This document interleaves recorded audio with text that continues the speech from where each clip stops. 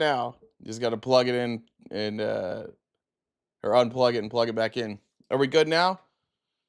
I didn't forget. You guys forgot. Yeah, yeah, we're good. Welcome back, everybody. Where you been? Where you guys been? You guys are so annoying. I didn't see any of you for a week. Not one of you showed up where I was. It's good to be back. I've been in Mexico. I went down to Puerto Morelos, Mexico, and just spent a week walking around and eating Mexican food. It was lovely. Thanks, Tilly. I appreciate it. Hanging by a thread. Yeah. I didn't follow a lot of this stuff, so I've got a bunch of stuff to cover today about the cabinet, but I don't know how much you guys know, how much anybody has even cared about this. I have not been in the TikTok streets, but we're gonna do it today, and I'm excited to be back, honestly. I got my first tattoo in Mexico, so that's pretty cool. And now I have a tattoo, so now I'm a badass, right? Is that what it is? You want to see it? All right, I'll show you. It's on my forearm. Uh, this is let's see, where can we get it in the camera? This way. That's just a replica of my daughter's name. She wrote it in crayon, and then we tattooed it in crayon. So it's that's what a 4-year old's handwriting looks like. So don't get mad. Yeah, don't be like, oh no, they're bad. The artist was actually incredible. And the detail he was able to get with like the crayon marks was pretty cool. So I'm one of the cool kids now. Yeah. Yeah, it was my birthday. My birthday was what's today? 22 days ago. I appreciate all the birthday messages and I apologize if I didn't get back to everybody. One of the things about being in Mexico is that I was elevated or inebriated for like 7 straight days. So I may have missed some of them and I apologize for that. Thank you. Appreciate it, guys. Appreciate it very much. Don't laugh at my tattoo. It's a great tattoo. I think it was awesome. I will say this, making tweets you don't remember, that's probably true. Um, I thought I was like, I'm so tough. He started doing the tattoo. I was like, this is fine. It's a little bit of pain, but it's not bad. And then I got real dizzy and I was about to pass out and I had to take a break. And then I came back and they tried to get a same thing and then they just made me lay down. Then I was fine. So I did have to lay down to get the tattoo. Otherwise, I would have passed out. And I don't feel good about that. That actually is pretty embarrassing. But I thought I'd share it with you anyways. Welcome back, Hatboy. Thank you. The big 6-0. Oh, come on, Jess. Come on, Jess. That's not nice. 6-0? I showed the tattoo. All right, last time on the tattoo. It's just on the forearm there. Let's see. You got to go this way. That's the tattoo. It says Blake. That's my daughter's name. And that's her handwriting. You already also didn't shave. Sorry about that. Beard's getting a little out of control. Hair got longer. We're doing all sorts of things. I think I'm just gonna look like a vagabond. I think that's the plan now going forward. I appreciate those of you who say it's common to have to lay down getting a tattoo. I don't believe you, but I do believe that you're saying that to make me feel good. And as always, next to me is our Venmo. There's our gift goal. That way, if we got to hit our gift goal so that Jen doesn't quit, and then this whole thing will fall apart. But Swish said, welcome back, Double Daddy. Appreciate it. And Jumar, thank you for the birthday wishes there. And also, Sal, thank you for the birthday wishes. And Bree is back. That's what we're doing. We're right into it. Bree says, welcome back from Jaycation, Poppy. Maybe next time you'll want to go on a vacation. Now, please whisper, Daddy's home for me. Got it. Got it. It's not super common. It's not uncommon. Thank you. Appreciate it. I was also probably dehydrated while we did that. That happens. I was dehydrated. I don't know how people stay hydrated down there. We were like between Cancun and Playa. I don't know. I drank more water down there than ever, and you just can't stay hydrated. It's hot as shit. I didn't know I needed that, but I did. Here for your knowledge of beliefs and values. Thank you. Thank you, C25. I got to tell you guys something else that I forgot about, and Jen reminded me. I'm going to have to wear a MAGA hat. I forgot I had made a bet with somebody about a MAGA hat, and I don't remember how long I have to wear it. I think it's a week. So I just want to prepare you guys for that. I did make a bet that if Kamala, don't get mad at me, get mad at Kamala and the Democrats. Okay, they're the ones that lost. I did my part. I voted. So we're gonna have to make a fun game out of that. I apologize. I knew it would make you guys mad Can I alter the hat? There was no rules on whether or not I could or could not alter the hat. So I think that's probably fine. I think we can probably alter the hat. I didn't set any specifications there. Or we can just make it mean something else. We could do that. We could make America, I don't know, make America what again? Wear it on your arm. Make America gay again. That'd be good. Yeah, that would be good. I like that. That'll make them mad. All right, let's jump right into it for today. I appreciate. It looks like I think it's Casey who's doing the outline today. Oh, hi Jen. Morning, sunshine. Good morning. I was up at 5 today, I saw. way before the sunshine. I saw. Thank I mean, you How were. did you see? What do you mean you saw? When you sent me the email? Oh, okay. Okay. Yeah. I'm like, Jesus. uh-oh. This isn't good.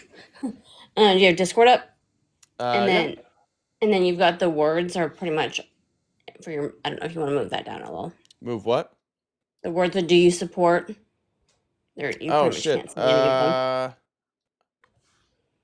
Shit, it's just my display. Who cares? I'll put it in the message so you can move it down a little bit. So I don't know what that means. I'll just make sure, just open up Discord and I'll show. Oh, I did a screenshot, and so you can look at it there. Thank you. All right, cool. Anything else? All right, don't forget to send the birthday boy any messages that with your gifts, your donations. He loves to get fun birthday messages since he's 1,000 years old. And and if you haven't subscribed to us over on YouTube, please do that. Thanks. Thank you. Esel says MAGA is on Google trying to figure out how to change their vote. I actually saw some of that, like some of the Google searches that have gone on, and a lot of people that didn't know the difference between Obamacare and the ACA, or that there wasn't a difference between those two.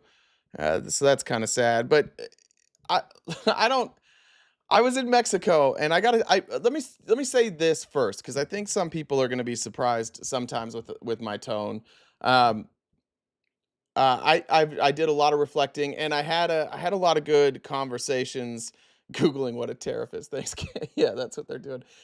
With my mom's boyfriend, who's like, he should be MAGA. He should be a Trumper, but like he has good people around him that pull him back all the time. But just like the way he was raised, and especially now, like he doesn't want any government authority. He doesn't trust the government about anything. Like he should be MAGA, but we pull him back. So I was able to like test out some ideas and some theories on him about communication. I think you guys will be happy to know.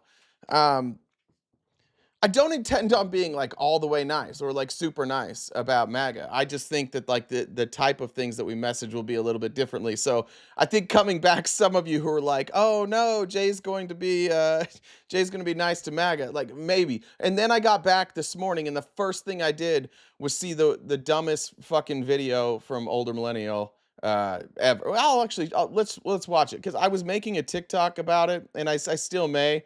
But I got bored halfway through. My meds hadn't kicked in yet.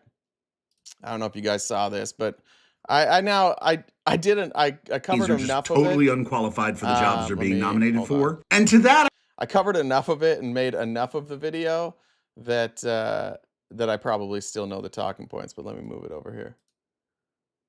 All right, here. Sorry about this. Sorry about you guys having to see his face this early in the morning.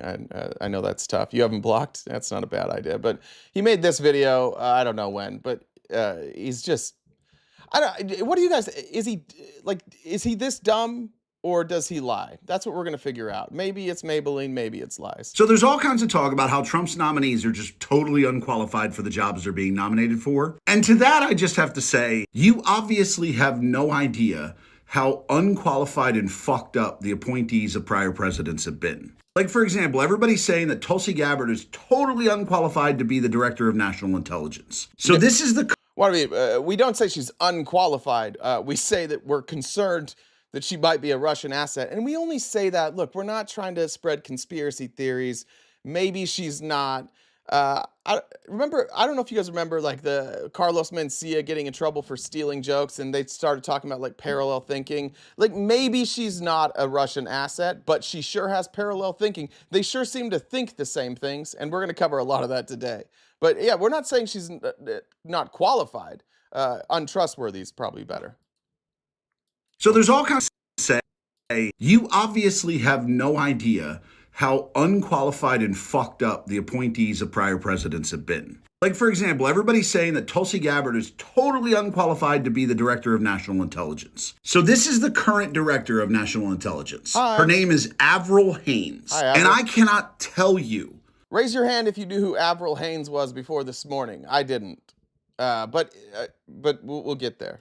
How insanely unqualified she is for that job. So unqualified. Because Avril here has a bachelor's degree in physics. She then dropped out of her graduate program to open a bookstore where the specialty of that bookstore was erotic fiction. And then while she was running that bookstore, she went to law school and got a JD. She was then... First of all, I like that going to law school and getting a JD is like an afterthought. Let's tell the real story. And she's actually really fucking impressive. I looked her up. She went to school at the University of Chicago, kind of a great school, for physics. And she was so good that she then went to Columbia. She got accepted into, was it Columbia? Might have been, yeah, I think it was Columbia. She gets accepted in Columbia for her graduate program for physics. And during her time at Columbia, she's making, she needs to make money. So she opens up a bookstore. Now, it would be cool if it was an erotic bookstore, but it wasn't. It was just a regular bookstore. But once a week, they had like readings from erotic novels, and people could come and they could, you could say, which seems, that's got to be my upbringing. I'm like, the last thing I want to do is read erotic novels like around other people, but cool, great for them. And she actually won awards. Like her bookstore was voted the best independent bookstore in Baltimore or in Maryland. So she actually won awards. It was successful. And she did that while she was going to school. And then she's just like, well, I'm going to get my JD. I'm going to go to law school. And did she go to a shitty law school? No, she went to fucking Georgetown. She went to Georgetown and got her law degree. And then, I forgot this part. After high school, before she went to University of Chicago, she went to Japan. And she'd studied judo and so she could also like beat the shit out of you. And then when she was going to school for physics, she worked as an auto mechanic rebuilding car motors. And then all this stuff happened. So then she goes to Georgetown, and then she held like a million different offices. She was like White House counsel. She was lead counsel for Senate Democrats. Her resume is massive. She might be the most qualified person I've ever seen. And he's just like, she switched her major and had a bookstore with spicy novels. So I just want to point that out. 5 minutes. He just had to Wikipedia her name, and he could have got all this. And again, instead of addressing these concerns about nominees from their party and people that they're putting up for the cabinet, instead of doing that, he's just going to attempt to smear people in the lazy way that like Uber Millennial does that. By the way, we call him Uber Millennial now. You guys can figure that out why if you want, or you can figure out why if you want. Made the deputy director of the CIA. Like, wrap your head. First female deputy director of the CIA, by the way, which is pretty cool. Around that fucking career progression for a second. Physicist, bookstore owner, gets a law degree, deputy director of the CIA. Yeah, except for like the 15 years in between there where she had like jobs all over the place, and she was being hired right and left. Like Democrats, people of Washington just like, please come work with us. So like, that's not the career progression, but that's what older millennial says. And now the director of national intelligence. And you're telling me the woman who's currently a lieutenant colonel in the United States Army is unqualified? Then y'all want to tell me that RFK can't be the director of Health and Human Services because he doesn't have a medical degree. This is the current Secretary of Health and Human Services, Xavier Becerra.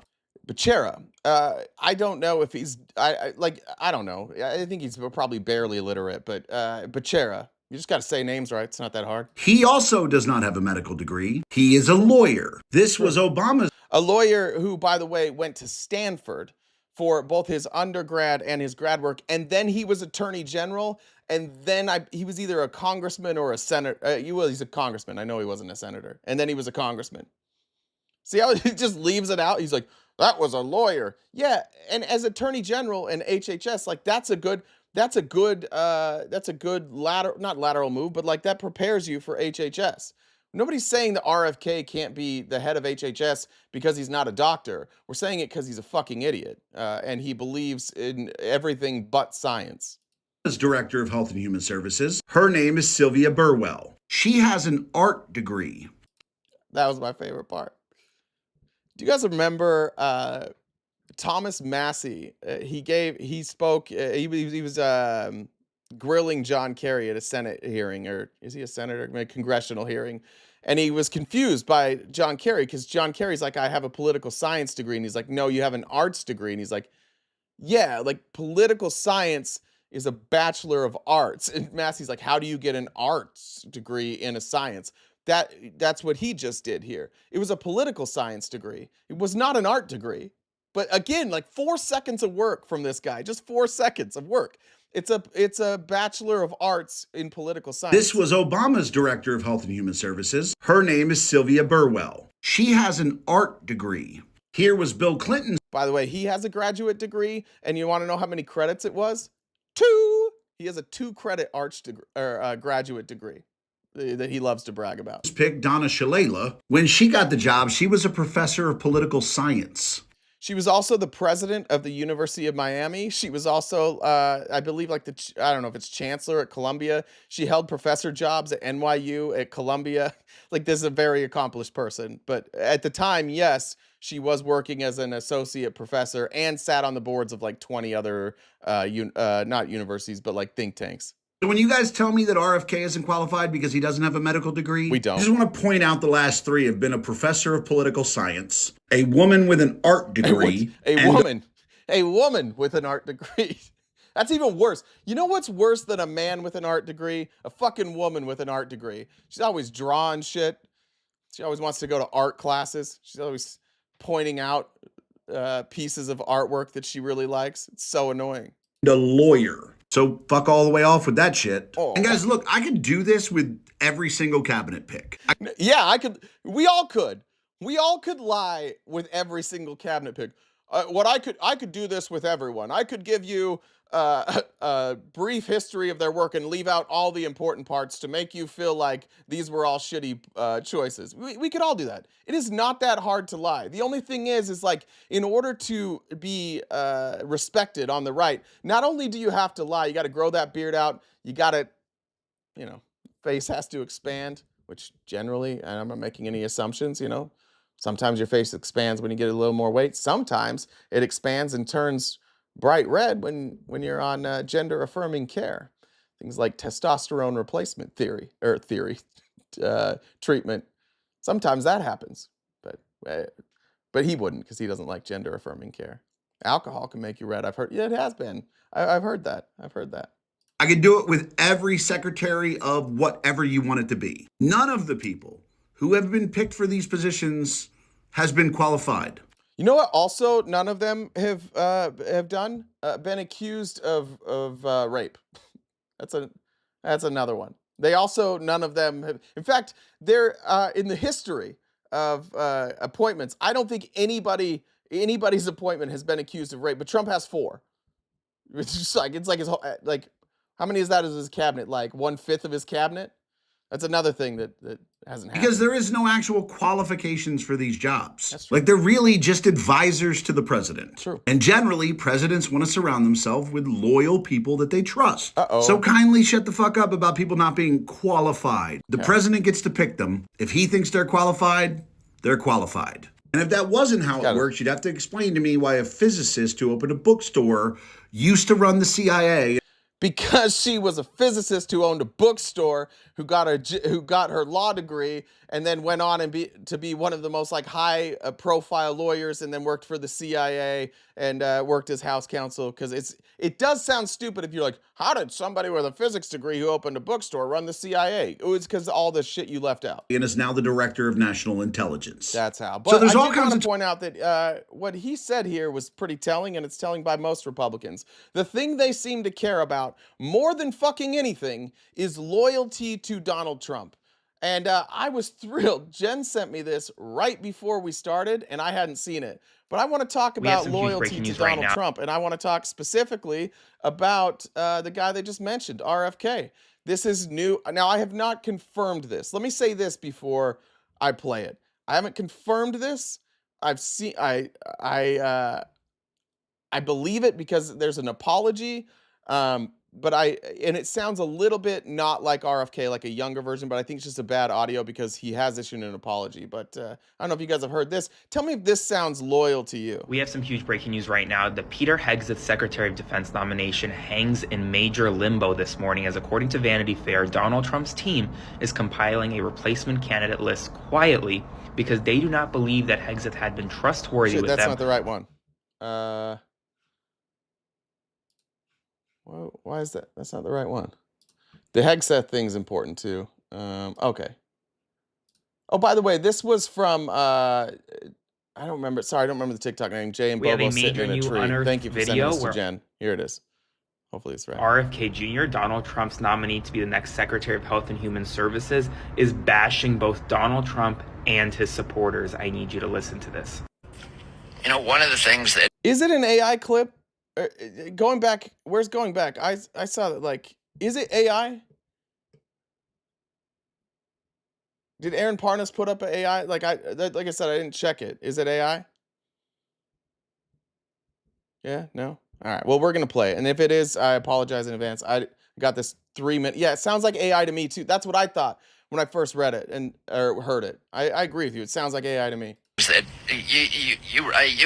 you write so beautifully, and your stuff is so fun to read. But you write about Trump. Quote, the way that you build a truly vicious nationalist movement is to wed a relatively small core of belligerent idiots to a much larger group of opportunists and spineless fellow travelers whose primary function is to turn a blind eye to things. We may not have that many outright Nazis in America, but we have plenty of cowards and bootlickers. And once those fleshy dominoes start tumbling into the Trump camp, the game is up.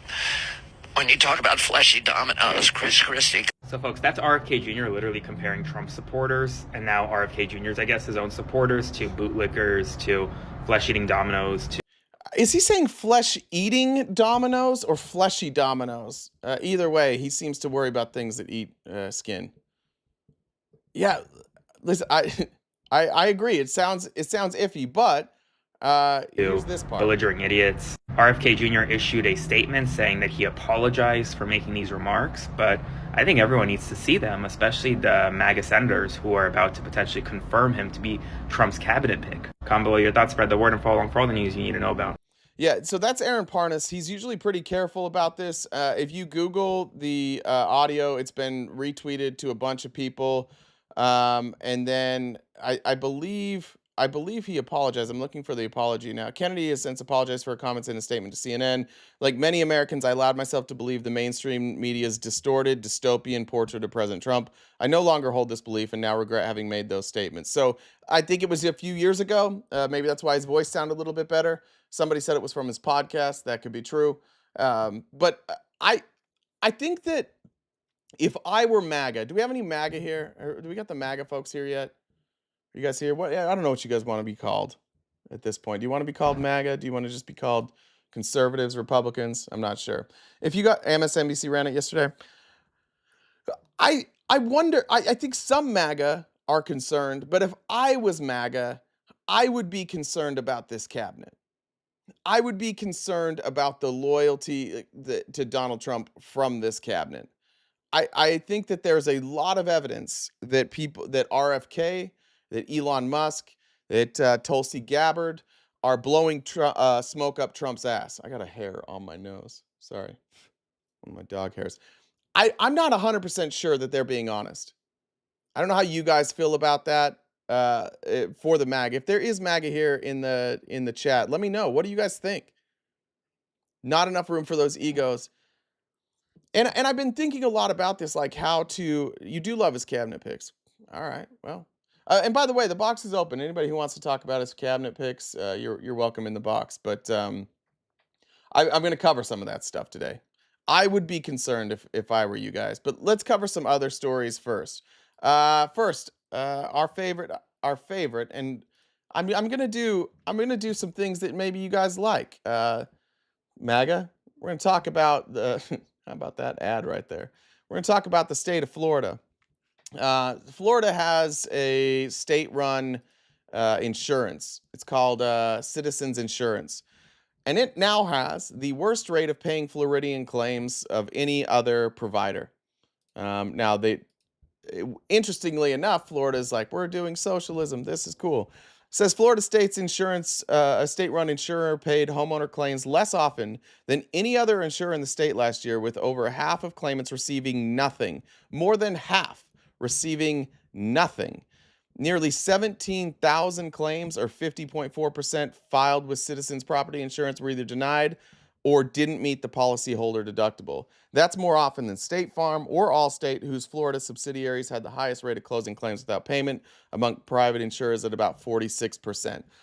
It's pretty wild that insurance companies reject half of the claims. If we've got an adjuster here, maybe if there's an adjuster that, oh, that was a fun one. If we've got an adjuster here, like, how often are you dealing with claims that are fake? Are there really that many fake claims?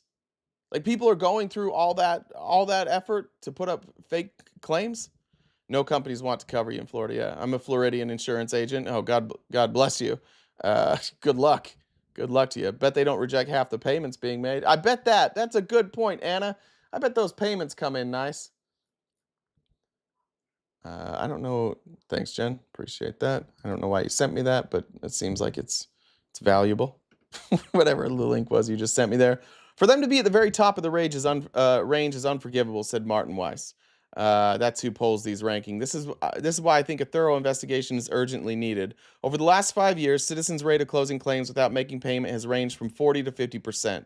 The findings echo scrutiny citizens received last month by the news outlet Notice, which highlighted that 77% of its Hurricane Debbie claims were closed without payment. I've got a claim that needs paying. Thank you for that. Let me check messages real fast. What is your claim that needs paying? What's the claim here? Bree is back with authority. Instead of the MAGA hat, can you wear a hat that says Bree's husband or Bree's cuck? That will have to be a separate bet, I think. We can talk about it. We can discuss it. Bree said, I hope you didn't get burnt anywhere. If you did, I can help you cream it up. I meant add some cream to wherever you need it. Thank you. It rained almost the whole time. People are saying I'm tan. I walked a lot, but the waves were crazy and it rained a lot. So I wasn't in the sun a great deal. Bree also said, I know the box is open, but would you like to hop in mine? It's good to be back. It's good to be back. Thanks, Bree. Appreciate that. Thank you so very much. Oh, that's what she was sending me. Okay, that was just the fact check. Thanks, Jen. Back to Florida. This high rate coincides with years of double-digit rate increases for Citizens customers and a request to raise rates by 14% next year. Meanwhile, state officials have worked to shed policies from Citizens and shield the company from what they say is an avalanche of frivolous lawsuits. I don't know how the fuck we live in a country where we still think insurance is a thing that private entities should do. I don't get it. Especially a state like Florida where you have natural disasters. You want people to depend on a private insurance company that can reject for any reason. You want people to rely on that. That's their entire net worth potentially gone. And they're not going to help with that. I don't get it. For the Republicans that are in here, why the fuck are we doing this? Jay can check out my shingles. Am I doing this right? If you got shingles, you need to see somebody else. I don't know why we're still doing health insurance. I don't know why we're still doing home insurance. It's crazy. Why we allow for-profit insurance companies like this that just take advantage of American people is beyond understanding. I've never talked to anybody. I legitimately have never had a conversation with somebody on this app that ended with, yeah, universal health care is a better option than what we have. Everybody agrees with that. Nobody on this planet thinks that this private health insurance thing is working, but for some reason we don't make it a priority. We just keep going. We're like, oh, it'll fix itself eventually. We'll get it taken care of. Trump's going to bankrupt me with medical bills. Yeah. Insurance was created by bookies. They're betting they won't have to pay. Yeah, that's literally what they're a casino. It's like the least fun casino ever, but it's absolutely a casino. It's the same thing. They have their margins, and by the way, when they're above their margins, they don't give any of that money back, right? They just pocket that margin. Then when they're below margins, they stop paying shit out. Spawn Killer, welcome. Hey, how are you? Good, man. How are you? I'm okay. It's just it's a clown show. He's pretty much wrote a clown show. Yeah, just taking opposition though. Remember that. I know I've been gone for a while. We're just doing opposition though today. Did you notice we had a terrible PNW cyclone without needing to accuse anyone of creating it? Yeah, my mom lives there. She was in Mexico with me, but her boyfriend's flight got delayed and their power was out in Seattle. I didn't know you guys got cyclones up there. And it was weird because we had a cyclone warning that same day. Like we've been under a cyclone warning the whole time in Mexico, and then you had one up there in Washington. Maybe it jumped. That happens. I don't pay hospital bills because why the fuck do I have to anyways? How often do you go to the... You still don't have power? Oh, shit. Dad hasn't had power for 2 days now. I work for those insurance companies and they pay my mortgage. Yeah, I hear you. Look, I don't fault you if you work for those insurance companies. But it sucks probably, right? Leslie, thank you for the message, the happy birthday message. I appreciate that. That was very kind. Let's get to the next story here. Our guy Andy Biggs. God damn, I hate Andy Biggs. I really, really, really hate Andy Biggs. And it's not because he's a conservative. It's not because he's MAGA. It really, honest to God, is because he's dumb. And this was he posted this yesterday from the Blaze.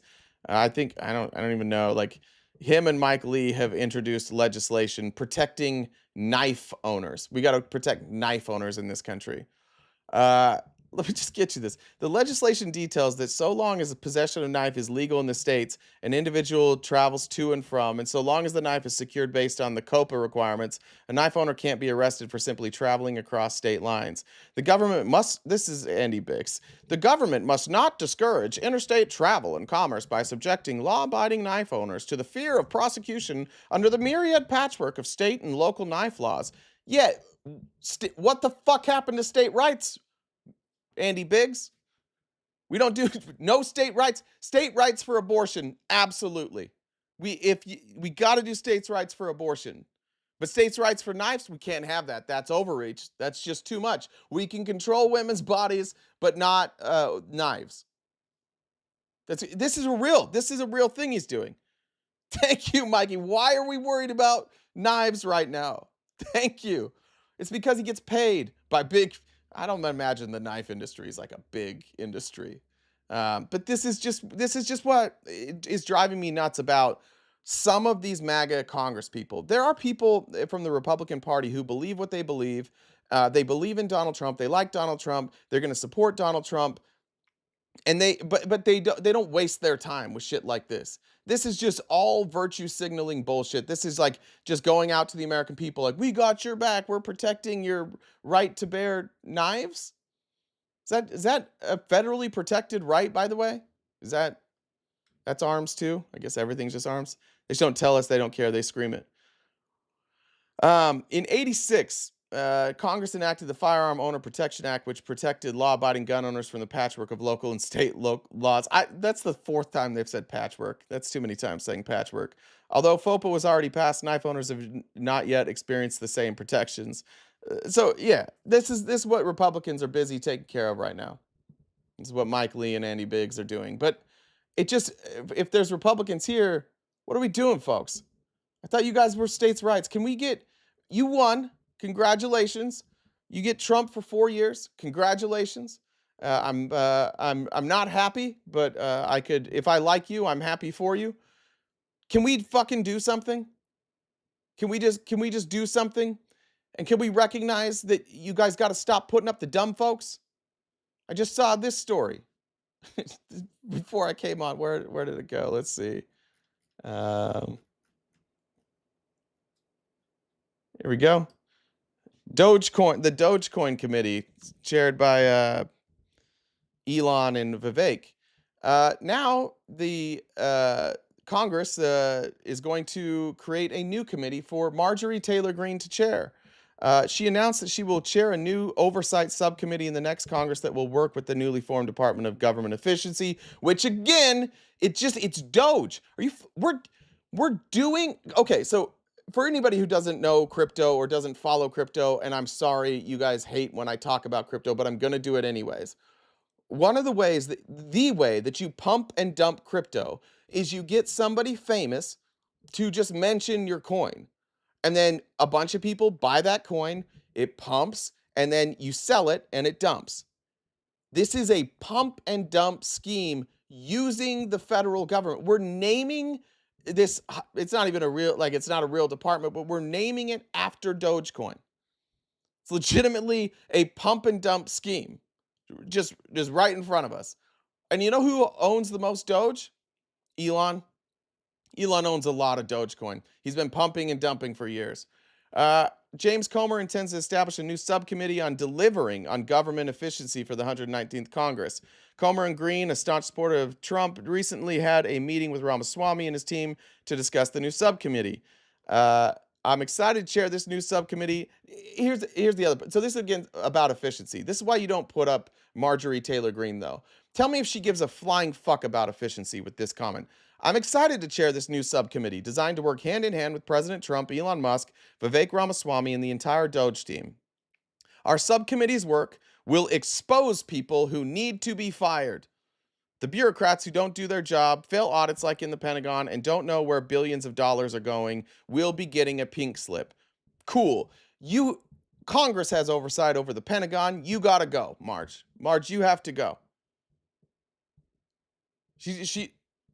This is all retribution.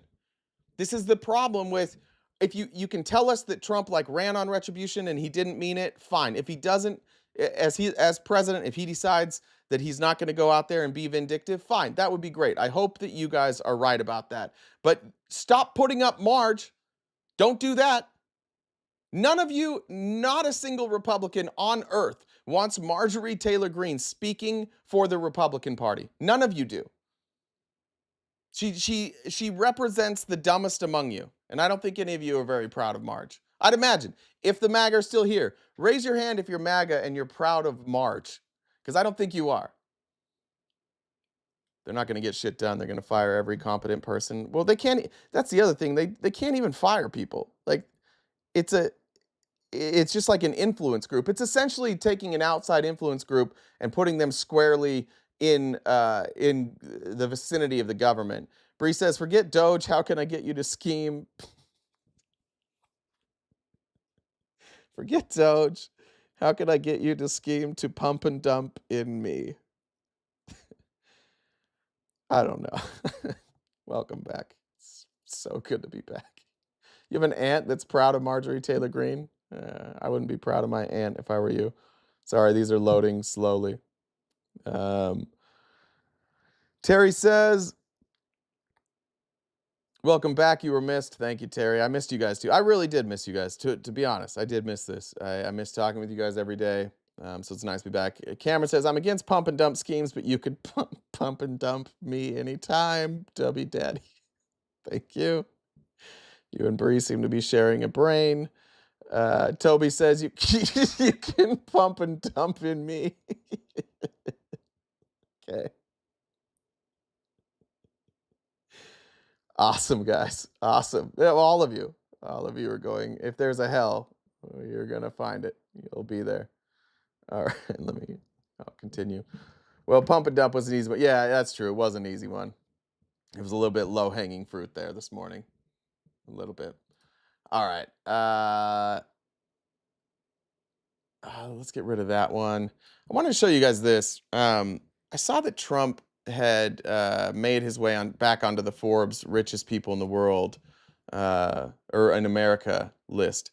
I do want to say to those who, again, if you guys are here, Trump supporters, the box is open. You are welcome to come up and talk about any of this. But I was curious what you guys say about that. Donald Trump entered office not on the Forbes list. He left office not on the Forbes list. And after campaigning for like 2.5 years, he's on the Forbes list again. Let's talk about how he made that money. His estimated net worth is $5.5 billion currently. That doesn't really take into, they basically take the debt out of that from his lawsuits because they're saying that's pending. They don't know if he'll pay that or not. They're not sure if that's actually going to be a bill that he has to foot. So they don't leave that in. But the money losing social media company, Trump Media and Technology Group that owns True Social, trades under DJT, has had a volatile year since going public in March. An initial surge in the market value of Trump Media in March made the former president's 57% stake worth $5.2 billion. That tumbled to $1.4 billion when the stock hit $11.75 in September. Now that has come back up. The wild swings in Trump Media shares has prompted comparisons to meme stocks or companies that trade on social media buzz rather than revenue or profit growth. Investors favored yardsticks. Trump Media, whose main asset is the True Social platform, has declining revenue and large losses, with University of Florida finance professor Jay Ritter telling CBS that the stock is incredibly overvalued. Despite the roller coaster, Trump's stake in the social media network has helped lift his overall net worth to $5.5 billion, more than double the $2.4 billion in wealth at the start of 2024. You want to talk to me about making money? You want to talk about Nancy Pelosi? Doubled his wealth because he just by running for office. It's a terrible company. Nobody would buy it. But because he's so popular, doubled his wealth. We're either for government officials profiting off of their positions or we're not. But it seems like we're all against it unless it's this guy. It seems like this guy, we don't care about that. MAGA, are you here? Look. Yeah, that is you. Yeah, he was broke. And he's bailed out with this. He got bailed out by a pump and dump scheme. That's where he's getting, you can go here and you can look at the money that he brings in. This is from CBS News. It'll be in the Discord. We'll post it. You can go look at that. But I think that we've got to be honest about what happened here. We allowed somebody to profit off their position. And at a level never seen before. Never even remotely seen before. And by the way, that DJT Media, he didn't put in any money. When you got a lot of times the argument against like taxing billionaires is like, oh, they create jobs. Oh, they took a risk. He didn't take any risk. He just put his name to it. And nobody gives a shit. Like his name, like if his name was going to be defiled, he would have done it by now. Oh, going back 2020. Oh, it's going back to 2024 is Tex. Tex, I heard we had to block like 5 more of your accounts this weekend. That's probably what it is. Elections do have consequences. They do have consequences. We're dealing with the consequences. I just don't know why you care or don't care. Why don't you guys care? The patriots, the American loving folks, why don't you care that this happens? It looks an awful lot like this cabinet is just Donald Trump selling off America. Does it not? It doesn't look like selling off America to the MAGA folks here. I'll get to it in a minute, but it sure seems like a lot of people got in Donald Trump's ear, and then a lot of people convinced Donald Trump that they had changed and they were with him now, and we'll see. We'll see about that. Came across this clip from Stavros Halkias. He's like the one comedian that you could probably rely on to accurately at least lay out left-leaning ideologies. I want you to show this though. This is where I think we've got to figure out how to come together a little bit and get the folks from the middle. This post was from Cernovich. They hated this. They thought Stavi was an idiot on this. He actually lays this out. This is in an interview with Theo Vaughn. But I just want you to hear Stavi being a man of the people. I think you can really see stuff that we take for granted as progress. Gay marriage is another thing. There's a really weird cultural. I think this is what happens anytime the party that's backed by the powers that be, big business, the rich people, the richest people in the world want far right politicians. And I think if they still. Absolutely, without question. I feel like tech is now. I just feel like the parties Elon have Musk changed. is a huge Trump guy. That's a good point. I think rich people. If you look at the richest people in our country, they're overwhelmingly voting for Trump, and somehow they've been able to say like the billionaires vote for Trump, or voted for Kamala, but it wasn't. It was the workers. The workers would come out, and the workers donated overwhelmingly to Kamala because they look up and they see their boss with all the money, and in some instances they're struggling, and they're like, "Hey, we want Kamala because we need to get some of that money back down." But Elon Musk is the richest. Larry Ellison is, I think, 4 or 5. Endorsed Trump. The Waltons, the Walmart family, they gave to Trump. All of them gave to Trump. This idea that the rich, the powerful, the tech industry, that they're against Donald Trump is just categorically untrue. Zuckerberg bent the knee. Google bent the knee. Everybody bent the knee to Donald Trump. They either got out of the way or they endorsed him. Yeah, Soros doesn't have any of this, nowhere near that sway, Tex. Nowhere near that sway. You go look at the donations from Soros and tell me it comes anywhere close to what Elon Musk did. Not even close. Will support whoever's in power, number one, but they want to transfer wealth from the poor to the rich. They've been really good at doing it. The biggest issue, I think the reason the Democrats lost is because they pretend that there is no problem. I think inflation, a big part of inflation is that companies realize they can just charge you more and say it's somebody else's fault. A lot of it's price gouging. That's true. And everything gets so much more expensive. And companies are, some of it is just real inflation, but some of it is companies are hiding behind inflation. And like Democrats did nothing to stop price gouging, right? They didn't even say they were going to do it. You can't tell people that things are going good when they're just clearly not. The most important issue for people is that things are they have no health care. Wage inequality is out of control. People's wages have not kept pace with how much bosses are earning. Well, what percent? Bernie Sanders said greatly that he thought if AI starts to happen for companies, right? So companies are making more money. We don't need you anymore. Yeah. You know what I mean? So you don't get anything and we keep all the fucking profits. And I do think, I think we talked about it a little bit last time where it's like AI as a tool to fucking do creative shit. It's so weird when it's like it should be making normal people's lives easier. It shouldn't just be for rich people to be able to charge less. Like there should be some protections for workers, and we should be able to you should be able to buy a house, all these regular issues that weren't really hit on. It was just, well, you got to vote for us because the other person's worse. And even though I think that is true, that's not a winning message. That's nothing, especially when the other side is offering, they're at least saying shit's bad. Well, yeah. And they're saying it's for the wrong reasons. I don't think a lot of you are saying kind of the same thing, that we did go after price gouging. And that's true. Kamala did have a plan for price gouging, but it was never put into place. Democrats didn't get that done. He's not wrong about that. It's hard to listen to people talk about like why we lost, knowing that that the understanding of like what the messaging was is incorrect. But that means our messaging wasn't good either, right? So if he's saying we lost because we can tell them that inflation's at 2 point, I think last time I checked before I left, like 2.2%. We can tell people that all they want, but if they're still struggling to pay for things, they don't care. They don't care what that percentage is. It was a good point, and I think Democrats need to look at that. I think Democrats need to say that I don't think Kamala failed us. I think Democrats failed Kamala. I think the Biden administration failed Kamala. And the Republicans also stood in the way and tried to make sure that nothing we wanted to accomplish could get accomplished.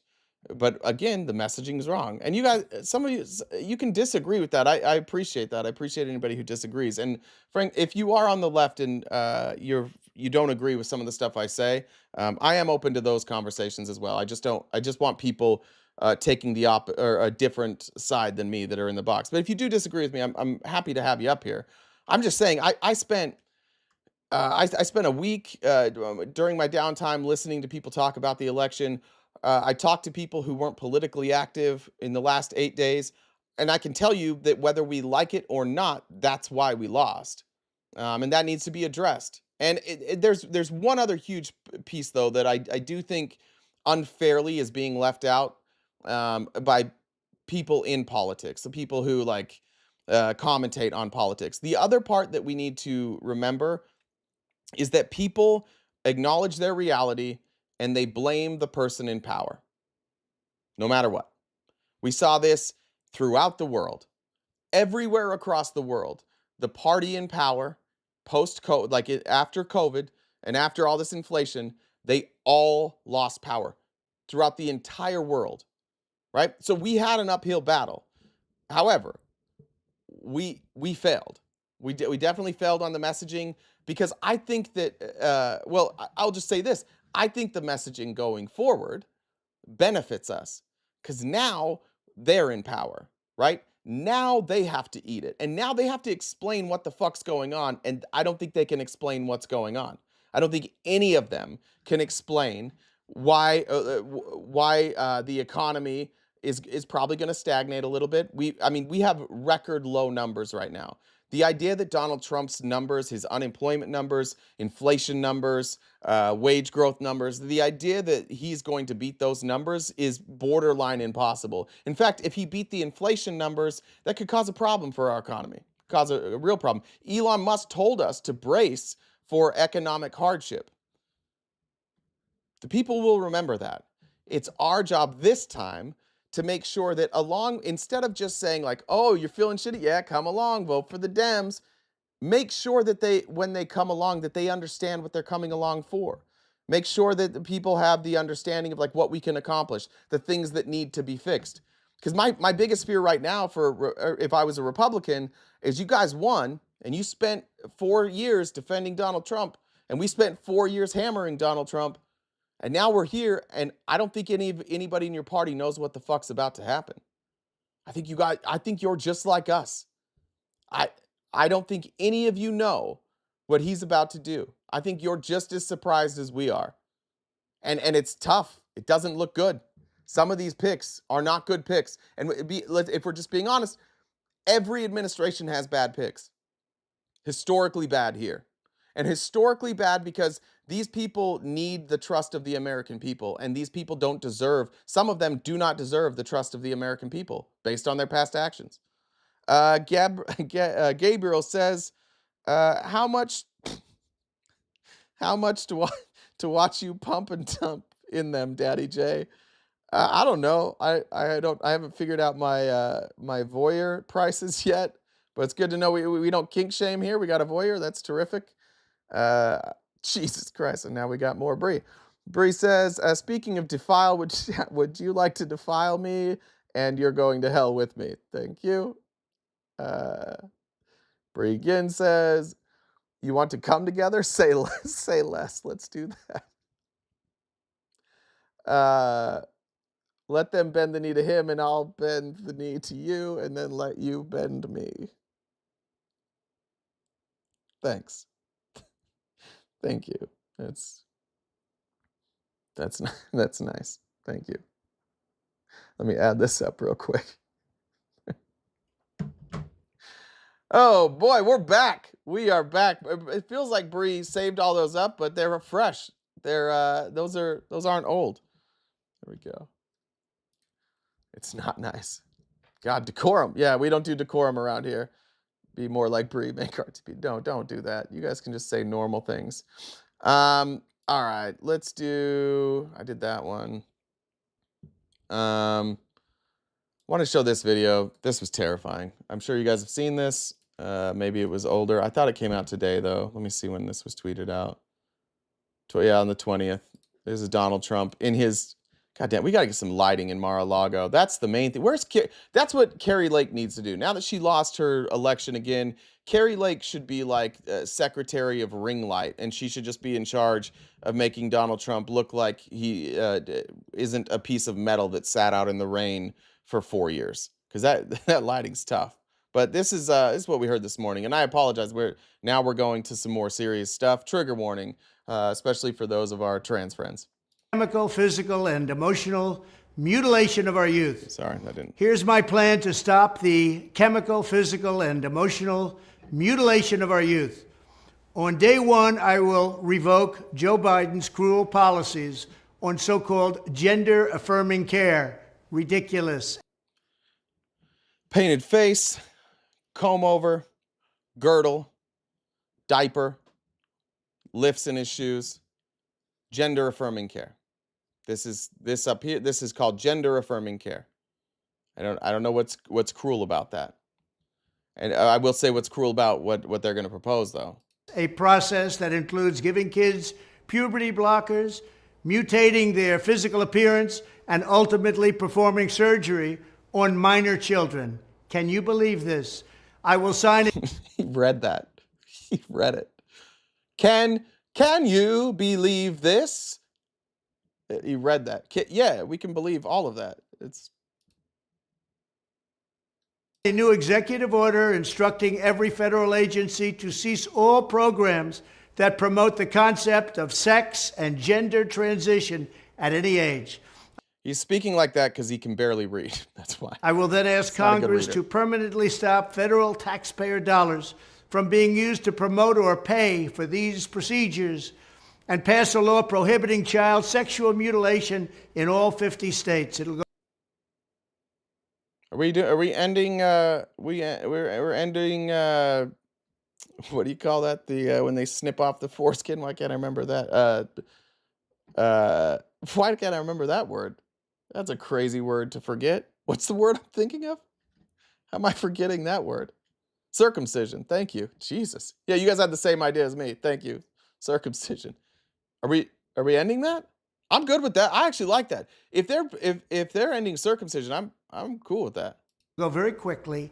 I will declare that any hospital or healthcare provider that participates in the chemical or physical mutilation of minor youth will no longer meet federal health and safety standards for Medicaid and Medicare and will be terminated from the program immediately. The troubling part there, like aside from the fact that this is nothing. This is nothing to be afraid of. It's nothing that's hurting anybody. Despite all of that, this also is going to affect other people who aren't trans as well. There are people who have, what is it? Precocious puberty? Is that what it's called? There are people who need to be on puberty blockers. There are people who need to get injections to induce puberty. I've used this a million times, but Lionel Messi, widely regarded as the greatest soccer player of all time, underwent gender-affirming care his entire childhood. He was put on essentially steroids so that he would grow and so that he would hit puberty. They were worried he wasn't going to. He exists as the world's best soccer player for these types of treatments. And the only difference between him getting those treatments and somebody else is that he didn't identify as a different gender. Gynecomastia too, yeah. But gender affirming care, we know, like, this is what's devastating about this. This is they're telling us they care about children, but just gender affirming care, we know, reduces the self-unaliving rates by 70%. This is another one of those instances where they choose their principles over the lives of other people. People will die. If he can get this through, people will die. Nobody's dying from these surgeries. Nobody's dying from the one in a million people. Probably, I bet the number's lower than that. But the amount of people who get gender reassignment surgery, so I apologize if that's not what it's supposed to be called. I never remember. The people that get it under the age of 18, almost nobody is getting that surgery. Almost all of gender affirming care is just allowing that child to be who they want, getting therapy, potentially clothes that more suit the way that they feel on the inside. This is the kind of shit we were afraid of with when we brought up Project 2025. This is the shit that we were afraid of. We were afraid that the Christians would go far and beyond what even the Trump people are saying. I see that you guys told me Gaetz withdrew. I see what you're saying. I'll look that up in a second. Let's finish this, and then I'll go to Twitter and look at Gaetz withdrawing. But you guys told us this, and I would ask you, if you're here, MAGA, like, what do you want us to do now? How do you want us to handle this? You told us this wouldn't happen. Are you going to stand with us? Or you, because you could. You don't have to vote with us, but you could stand with us. You could push back against these ideas, because you all said this wasn't happening. And it seems to really, really, really be happening in a lot of places. I mean, I got more videos to show you, but are you willing? All this talk, all these debates, you told it, don't worry about it. Don't worry about Project 2025. They're not coming after children. Here we are, day one. We're not even day one yet. But these are things he's going to do on day one. People will die. That's how this ends. And is it just you don't care because you don't agree that what they're dealing with is real? Is he posted Furthermore, it on I Twitter? will support. If anybody has the Matt Gaetz thing, will you send it to Jen, and Jen will get it to me? Heath, thank you. Heath said, let him know gender affirming surgery or gender alignment surgery are the terms. Thank you, Heath. Appreciate it. Gender alignment surgery. Fuck, I will do my best. Be patient with me, but thank you. That's the first time I've actually heard that. The creation of a private right of action for victims Guys, to we got sue the Matt Gaetz doctors thing. who have I'll get it after this. unforgivably performed these procedures on minor children. The Department of Justice will investigate Big Pharma and the big hospital networks to determine whether they have deliberately covered up horrific long-term side effects of sex transitions in order to get rich at the expense of vulnerable patients, in this case, very vulnerable. We will also investigate whether Big Pharma or others have illegally marketed hormones and puberty blockers which are in no way licensed or approved for this use. My Department of Education will... What do you mean they're not approved for this use? What do you mean? What's that? Anybody know? Who's saying?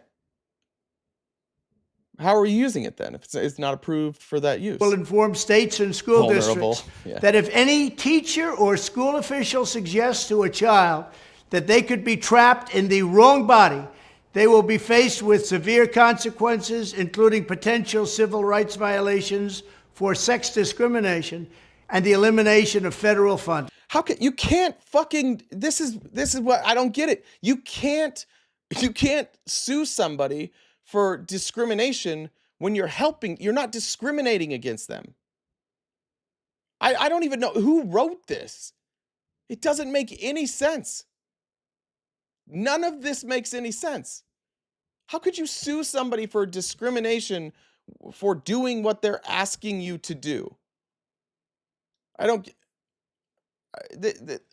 know. I don't know who these policy advisors are. Ooh. As Dia part de of our new muerte. credentialing body for teachers, Dia de we will muerte. promote positive education about the nuclear family, the roles of mothers and fathers, and celebrating rather than erasing the things that make men and women different and unique. I will ask Congress to pass a bill establishing that the only genders recognized by the United States government are male and female, and they are assigned at birth. The bill will also make clear that Title IX prohibits men from participating in women's sports, and we will protect the rights of parents from being forced to allow their minor child to assume a gender which is new and an identity without the parents' consent. The identity will not be new. I don't know what we do about parents who think that their kids are their property. I don't, and we've talked about it with Clint before. We've talked about it with multiple people, but I mean, it's definitely fear that drives this. It's definitely, I mean, that is conservatism is just fear. It's just try and outlaw all the things that you're afraid of. Operation Bathroom Cop. Yeah, like why? Why are we doing it? Someone explain to me why. Where's the damage being done? Who's being hurt? And I don't want to hear anything about, like, I mean, you can, I guess I do want to hear it. It's fine, but if you come up here and you tell me that sometimes people get gender alignment surgery and they regret it later, cool. Yeah, that's fair. That's fair. But I'll take that over people dying. People will die. Like, what the fuck are we doing here? You guys promised this wasn't what we were doing. How are you standing by it? Those of you who came up here and said, like, let people do what they want. How are you standing by this? Please don't. Please don't. I'm getting tons of alerts on Matt Gaetz, by the way. It does look like he withdrew. Let me read some more comments, and then I'll get to Matt Gaetz. Bree says, I don't know about mutilation, but I'd let you come mutilate my mouth. Jesus. And perform surgery downstairs respectfully, of course. All right. All right. Melanie, Democrat messaging makes Republicans feel dumb. I constantly have to code switch when I talk to them. Yeah, and look, I don't think that that's something we should be proud of either. Like, if the messaging is makes people feel like an outsider, then we got to change the messaging. Zachary says, happy birthday, boo. I've got some cake for you. Thank you. Zachary, you look kind of like my dad. That's weird. I don't think you're my dad. I think you're a little young to be my dad. Let me look here. All right, let's pull up the Matt Gaetz story. Surprise. Oh shit. Hi. So I have to, you guys, why aren't we even at 100K likes yet? That's you guys are letting me down a bit. We're usually much better. I know Jay abandoned us for like a whole week. I did do that. But you guys don't let me down. I mean, you guys can do better. It just don't let me down. Don't let me down. And then, Jay, why is the yippee and the new subscriber noises off? Oh, how do I fix it? You have to just turn. I can't explain it, but the noises. Do you have it muted? Sound effects. Let's see. I don't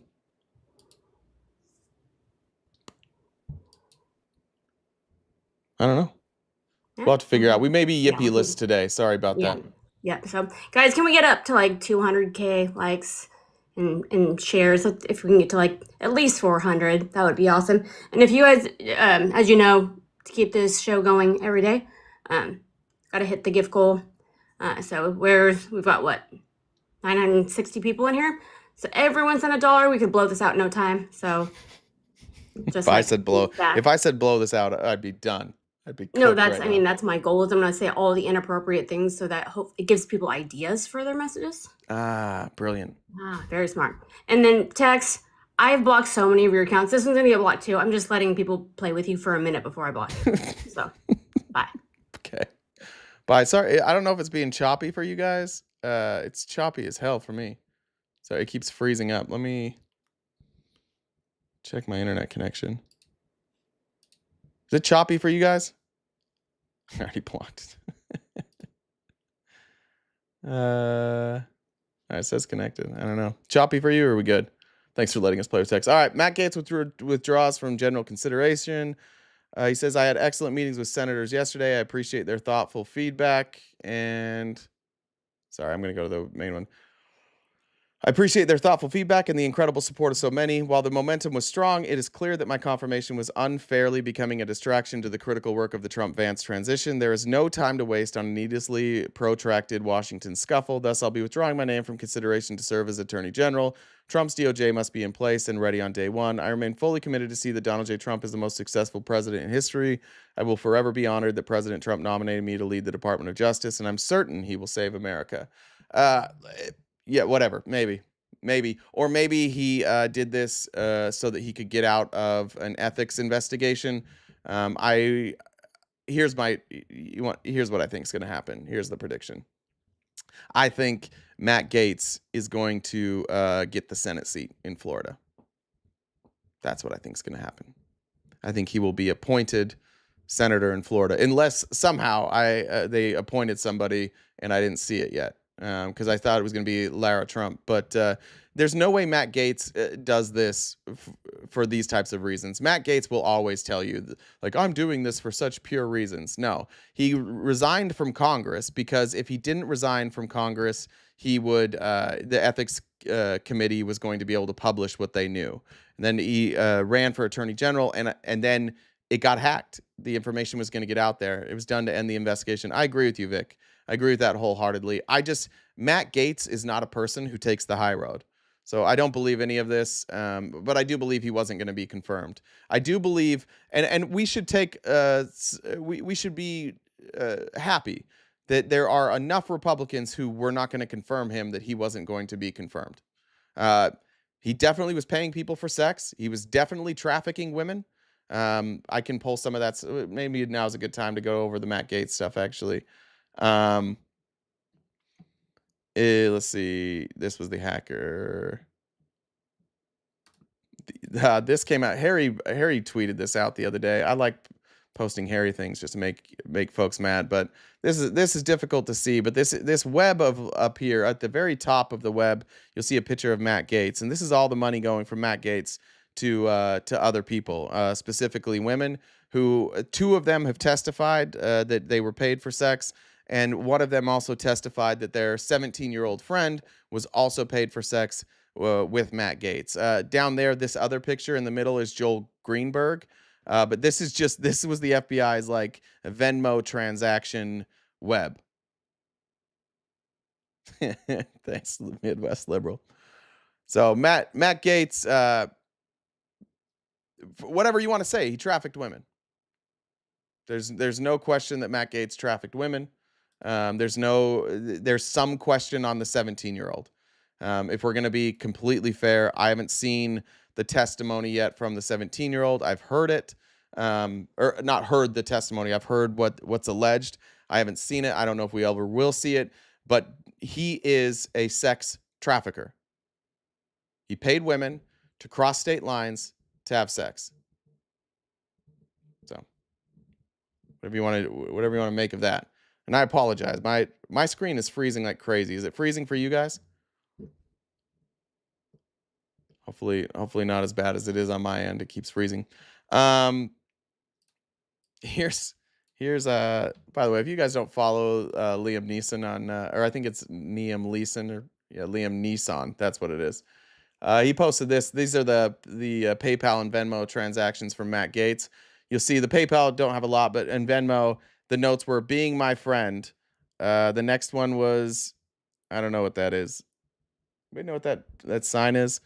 $250, $400 for that. $400 being awesome. $500 here. $500 reimbursement.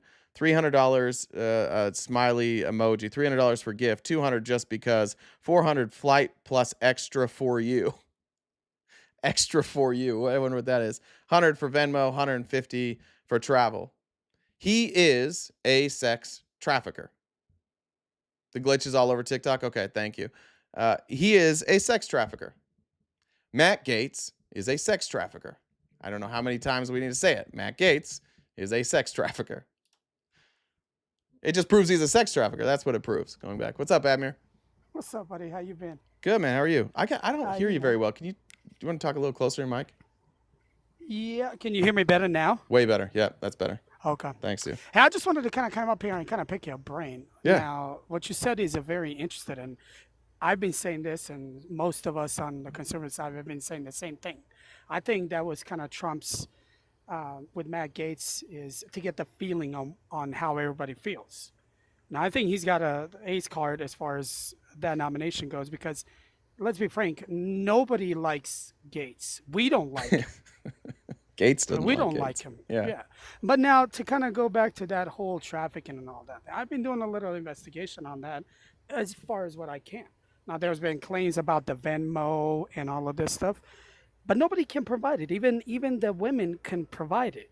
So my question is, if this is true, why haven't the two females who testified in the Senate and the third one, now don't quote me, I don't remember. The 17, third one, you're saying the 17-year-old? Is that who you're talking about? Now I don't. Well, the age hasn't been confirmed. Right. I'm By just saying that nobody. the three that were in that recently like the stuff was leaked. Two of them confirmed it, and then the third, and then one of those friends said there was a third girl who was 17, and she is saying that Matt Gaetz had sex with her. So the third one that they're saying is 17, we haven't heard from. Yeah, that's the one that we haven't heard, but we knew that one of the ones that testified, her father is in prison for extortion on Matt Gaetz's family for 25 million to keep this story kind of hush hush. Do you know about that? Yeah, I do. Yeah. So I don't remember the that's details where- of that case though. Yeah. I remember they were interesting. They were I'm trying to remember. Let's see. And that you're saying that's the dad of one of the girls? One of the girls is the father who got extortion charges, and he's doing 20 years. Looks like he pled guilty to a wire fraud. And extortion. What's the name? Because there's two of them. What's the name? Stephen Alford? Yes, Stephen Alford. So you only see the wire fraud? Yeah, all I'm seeing is wire fraud here. Okay, I'll send it to you, because the ones that I have is that he pleaded guilty to extortion. He asked for 25 million. Yeah, I don't know that would necessarily, like, do you think that to me, I would say, like, one of two things is possible. Maybe they're making up the story, but I think it's just as likely that they have that story and they'd rather have $25 million than prosecute it. Right? Yeah, but I'm just trying to figure out, I mean, if, God forbid, my daughter did this, somebody did this to my father, there's not amount of money in the world that can stop me from going after that man. Well, what are you gonna go after him for? Because he didn't really, like, his daughter in this case should, if she flew, if she accepted money to go to Washington D.C., both she and Matt Gaetz have now committed a crime. Agreed. So it would make, so if you're saying, like, what we'll do is, like, fine, if we go forward, we understand we're acknowledging that we committed a crime, but if you pay us 25 million, we won't go forward. Yeah, no, I totally, I see your side of the point, and I'm not, there's nothing to argue about that. I just trying to figure out something's not adding up, as to why would the DOJ and the FBI investigate it for almost 3 years, then press charges. Committee does this hearing, both sides, not just the Republicans, but even the Democrats don't want to release it. Who said that? Which Democrats said they don't want to release it? I don't know that. Did somebody say that? Yeah. Well, there's reports that both sides do not want to release it. Hence why Marjorie Taylor came out and said, well, hold up. If we're going to play this game, why don't we just release everything on everybody? Well, like, yeah, cool.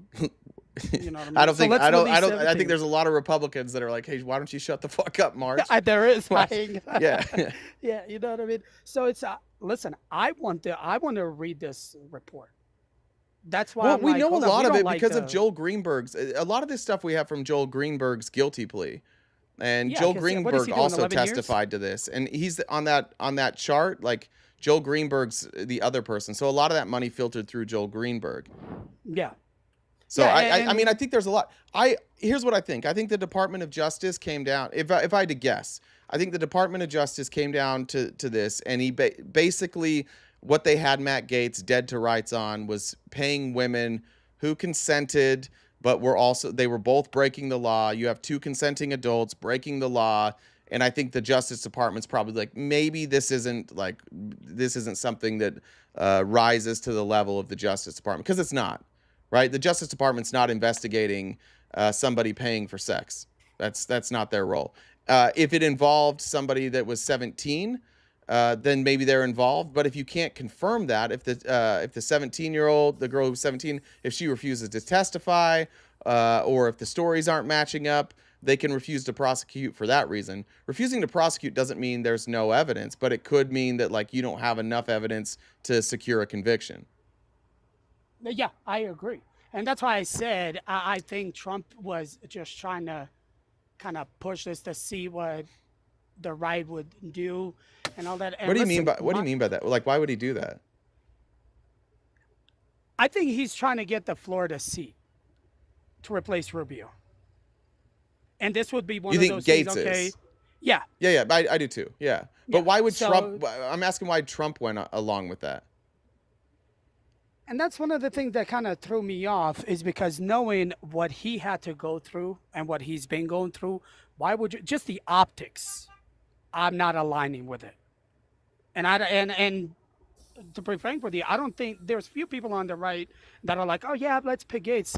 And there's a lot of us like, wait, hold up. Knowing what Trump has gone through and the shit that he's been dealing with, just the optics, I'm not with it at all. Yeah. What about? And we've said it. If Oh, Matt Gaetz is claiming to be innocent, just to release the freaking thing, just release it. That's all what everybody's asking. The left, the right, we're all asking for the same thing. If you're innocent, just release it. Well, why do you think Because Mike Johnson said we're not going to release it because that's not what we do. Basically, like we don't do that. What? So I was looking into that, and what he said, well, he resigned, so now we don't have to by law. Yeah, but then he said like it sets a dangerous precedent. Precedent for what? That's what I don't know. I don't know why he said that. A precedent of I guess maybe people resigning and then putting out dirt on them. I don't know. I have no idea. When I heard it too, I was like, "What the fuck is he talking?" I had the same reaction you did. What are you talking about, Mike? Yeah, I didn't hear that, but I mean, precedent for what? Are you saying that people who resign, you don't want to release even if they have dirt on them? I don't know. That don't even make no sense. That doesn't even make sense. This Republican Congress has refused to release a lot of information. We haven't got information from Trump for decades. He's never wanted to release information, and the Republicans in Congress have kind of done a good job of making sure none of that stuff gets released.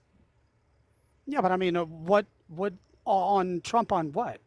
Well, for example, his taxes. He wouldn't release his taxes forever, right? Yeah, but sure. But I mean, and I've been saying this all along. He doesn't have to release it now. Generally, it's understood. Okay, release it because we want to see it.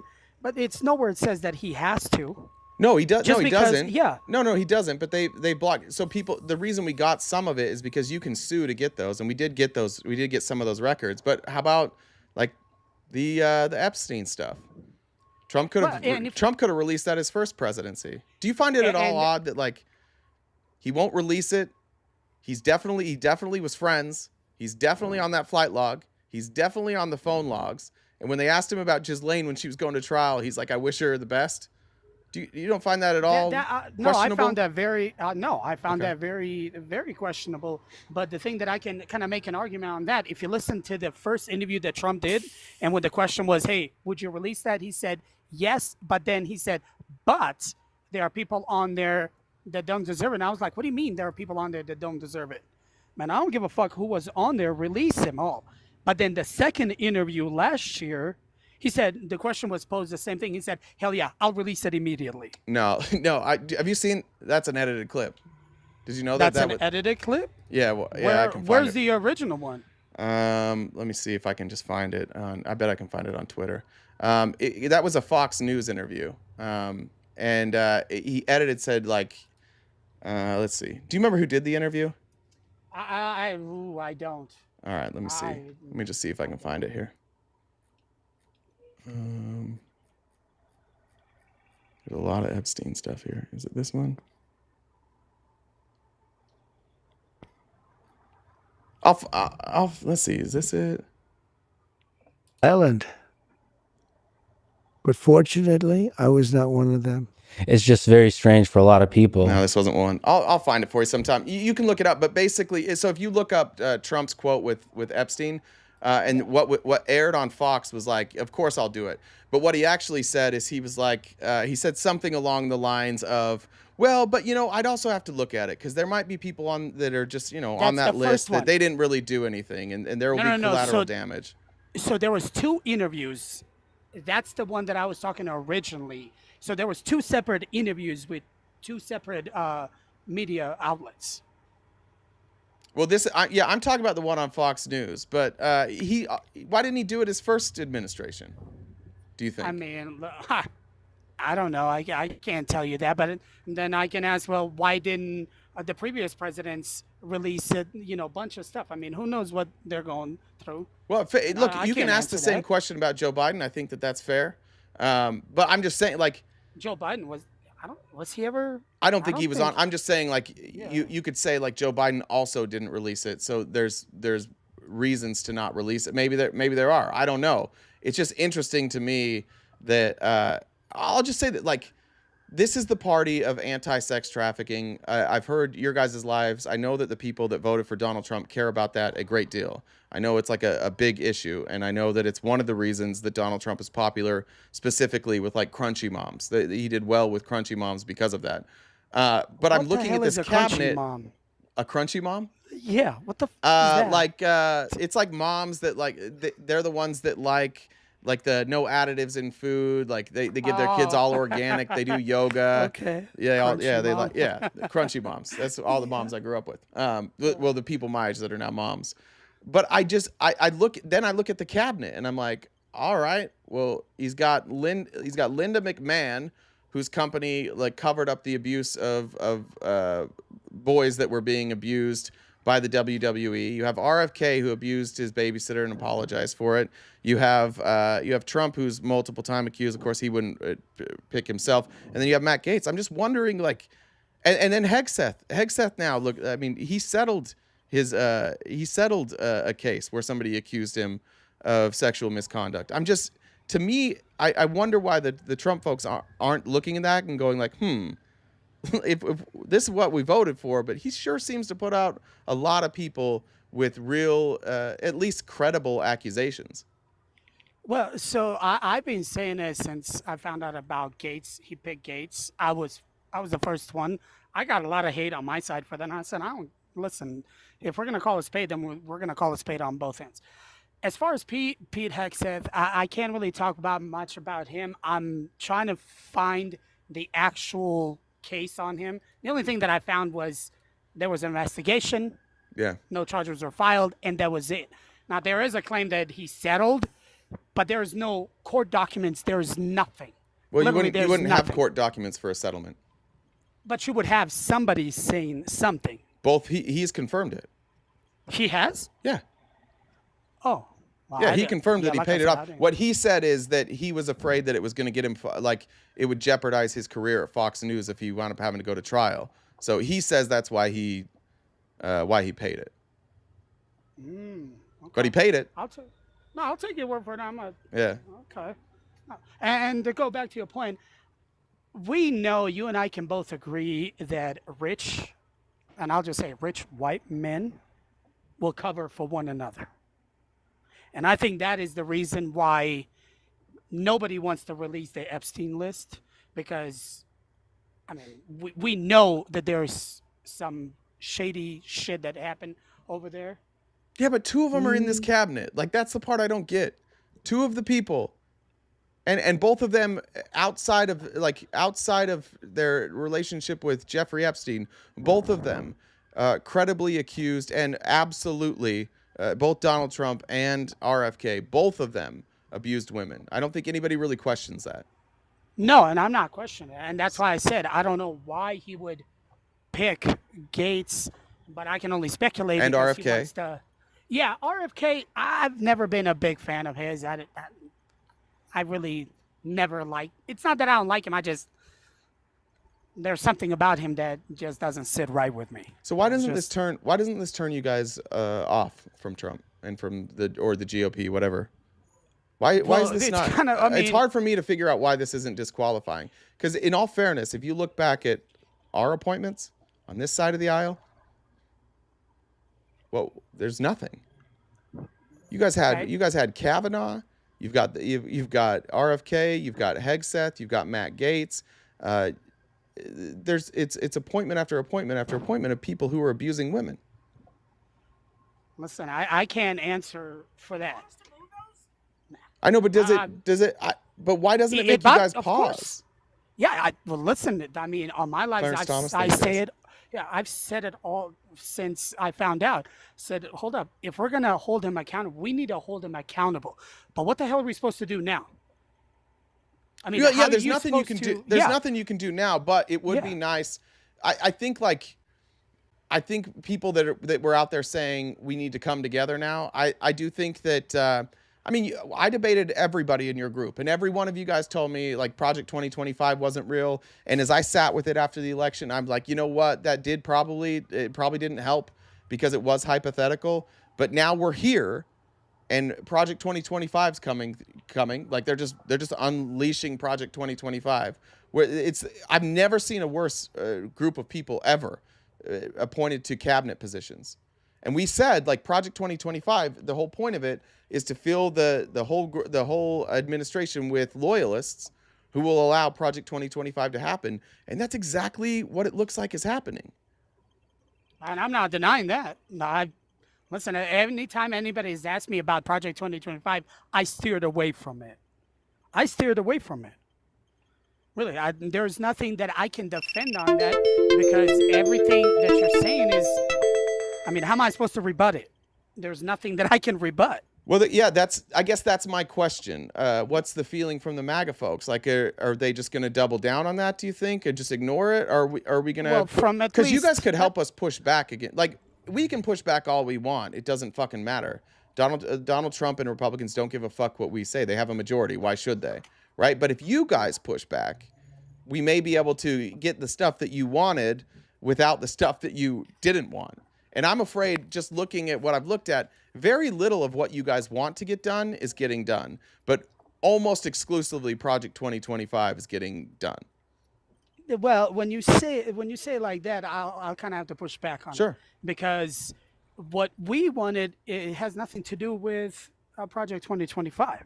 The people that you know that I hang out and host lives and everything, 95% of us are saying we don't agree with Project 2025. No, I know you that. Can say, now you can say, okay, well, Project 2025, there's things in there that is in Agenda 47, but Heritage Foundation has been doing this since what, 80s? Early Yeah, but they've 80s? never been, but until Trump, they were never this successful in getting their agenda pushed through. Well, Like they literally gave Trump the list of judges to pick from. Like, here you go. These are all acceptable. And that is why I said when it comes to Trump, his first time, they found a weak link because he didn't, like he said, I didn't know what the hell I was doing. So he went along with everything. And they found, I'll say it, they found a victim and ran with it. Yeah, but he's still doing it. Well, I don't know, because he's pushing back on a lot of their stuff. Now, What's like he we said, maybe I don't know. What's he pushing back on? well, if you look at Agenda 47 and Project 2025, both of them talk about this mass deportation, but only one talks about illegal. The other one is talking as a whole. The one talks about illegal mass deportation. The other one talks about mass deportation unless you're here for 3 generations. Yeah, that's. And he has pushed that. Yeah, that's. And he has pushed back on that. Okay, so but you know what I mean? Deportations you're good with then. Well, illegal deportation, I'm good with. I'm not. I You mean never people agreed who are with. here illegally. Is that what you mean when you say that? Yes. Okay, gotcha. Yes. And all that. And I'm also against, because they're talking about denaturalization and all of that. Because if you look at the denaturalization statutes, one of the stipulations on there, well, if you come here as a, let's say, 19, 20-year-old woman, a couple of years down the road, you get pregnant just so you can get your citizenship, that is a fraud.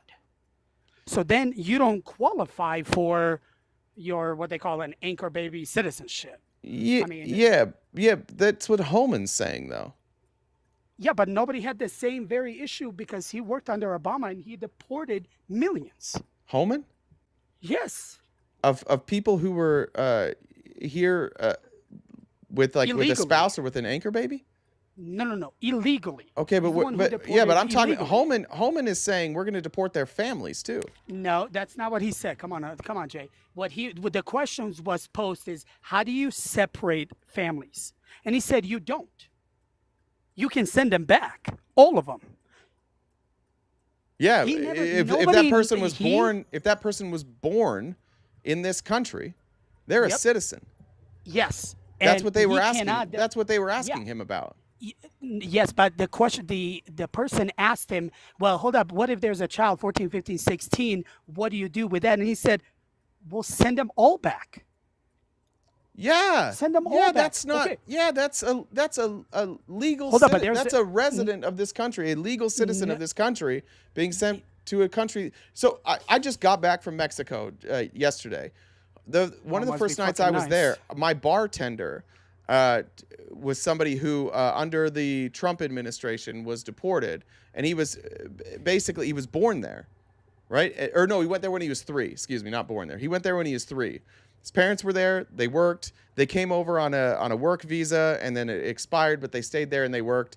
And his parents were old at this point. He was like in his 20s, and he'd never been to Mexico. He didn't even speak Spanish, and he got deported. Those are the type of people we're going to deport. People that are working, people who have gone to school, people who are as American as you and I. And that's what Holman is saying we'll deport.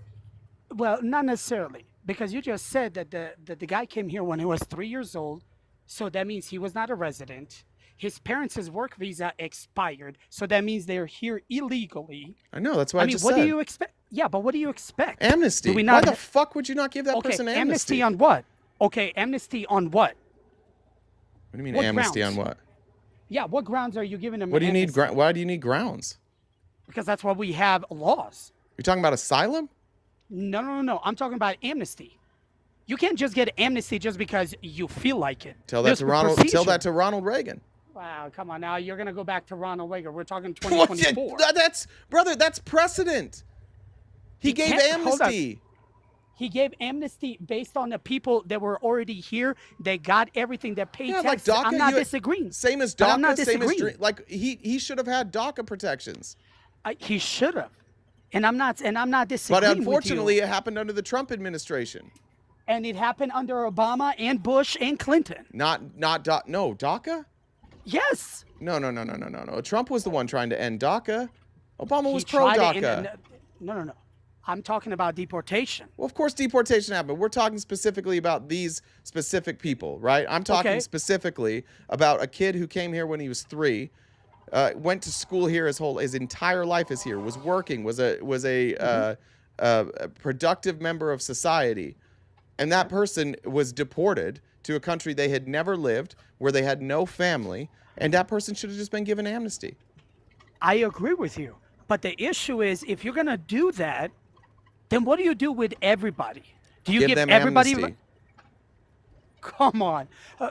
So just forget about the immigration laws? No. Change the But that's what- immigration laws. Recognize that that our immigration laws didn't work. Give people amnesty, because if you don't and you try and mass deport them, you're going to collapse our economy.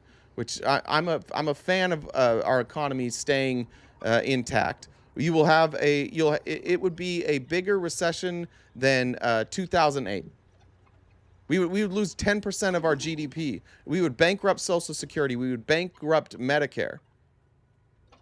I mean, that's True. speculative. It's true. But It's not that speculative. mean- You could just do they've done the math on it. If you look at how many people who work illegally in this country, they pay Social Security and they pay Medicare and they never get those benefits. Sure. So let me ask you this. I agree with you that they pay upwards about $100 billion a year in taxes that you and I benefit from. Yeah. Okay. How much do we pay then in return for housing? Because when they come here, somebody has to pay for housing for the few months, health care. Well, now you're talking about asylum seekers, not people who No, are no, here I'm talking illegally. I'm talking. We general. don't house people who come here illegally. What are you talking about? So okay, so where do they stay? People that cross over illegally who haven't even filed for asylum. Friends, family. All of them stay at friends' family. Well, I don't know where they stay, but I know that the federal government isn't housing people who come here illegally. You can't come over here illegally and then the federal government's like, oh, we got a spot for you. That's not what I'm saying. They got to get housed. They got to be Yeah, but fed. we're not So you're paying saying for it. family? What do you mean we're not paying for it? I mean, we're not. I don't know how to explain that differently. I'm No, not hold on, sure. but no, I get your point, The but that's why I'm taxpayer's trying to not figure- paying for that. Usually, Okay. they live with family or they find a way to work and then they pay for the rent. Okay, so that means now we're giving rent to illegal immigrants? Who's Is that what you're we? saying? Who's we? Well, I'm saying in general, when I say I'm Like saying Americans. landlords Yeah, rent to people landlords. who are here illegally. Yeah, all the time. Okay, but you and I have had this conversation before. This is very easy solution, and I agree with you. Give the people who are here, who are working, who have houses. Hell, I always talk about my next door neighbor. Guy's been living here for 33 years, doesn't have a green card, doesn't have nothing. He has a house business and everything. Now he's scared shitless. Those people, give them amnesty. I'm not disagreeing with you, period. I know, but I am Trump, not but Trump disagrees with both of us, and hold on, Holman specifically disagrees with both of us. And Trump's not putting people up in his cabinet that agree with us. That's what I'm saying. Like I know that this is the sensible way. Everybody knows this is the sensible way, but for some reason this cabinet isn't saying anything sensible. Holman's like, yeah, we're going to deport all of them, and you know what we're also going to do? We're going to take over prisons.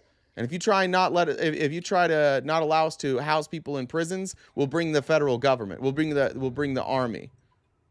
I heard about that, and I think that's just a fear tactics.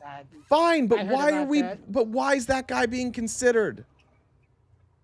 Why is he being considered?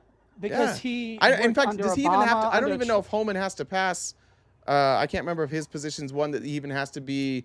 He has to go through There's confirmation. No qualifications. Well, he will have to. He's like he will borders have are. to. It's not a real position.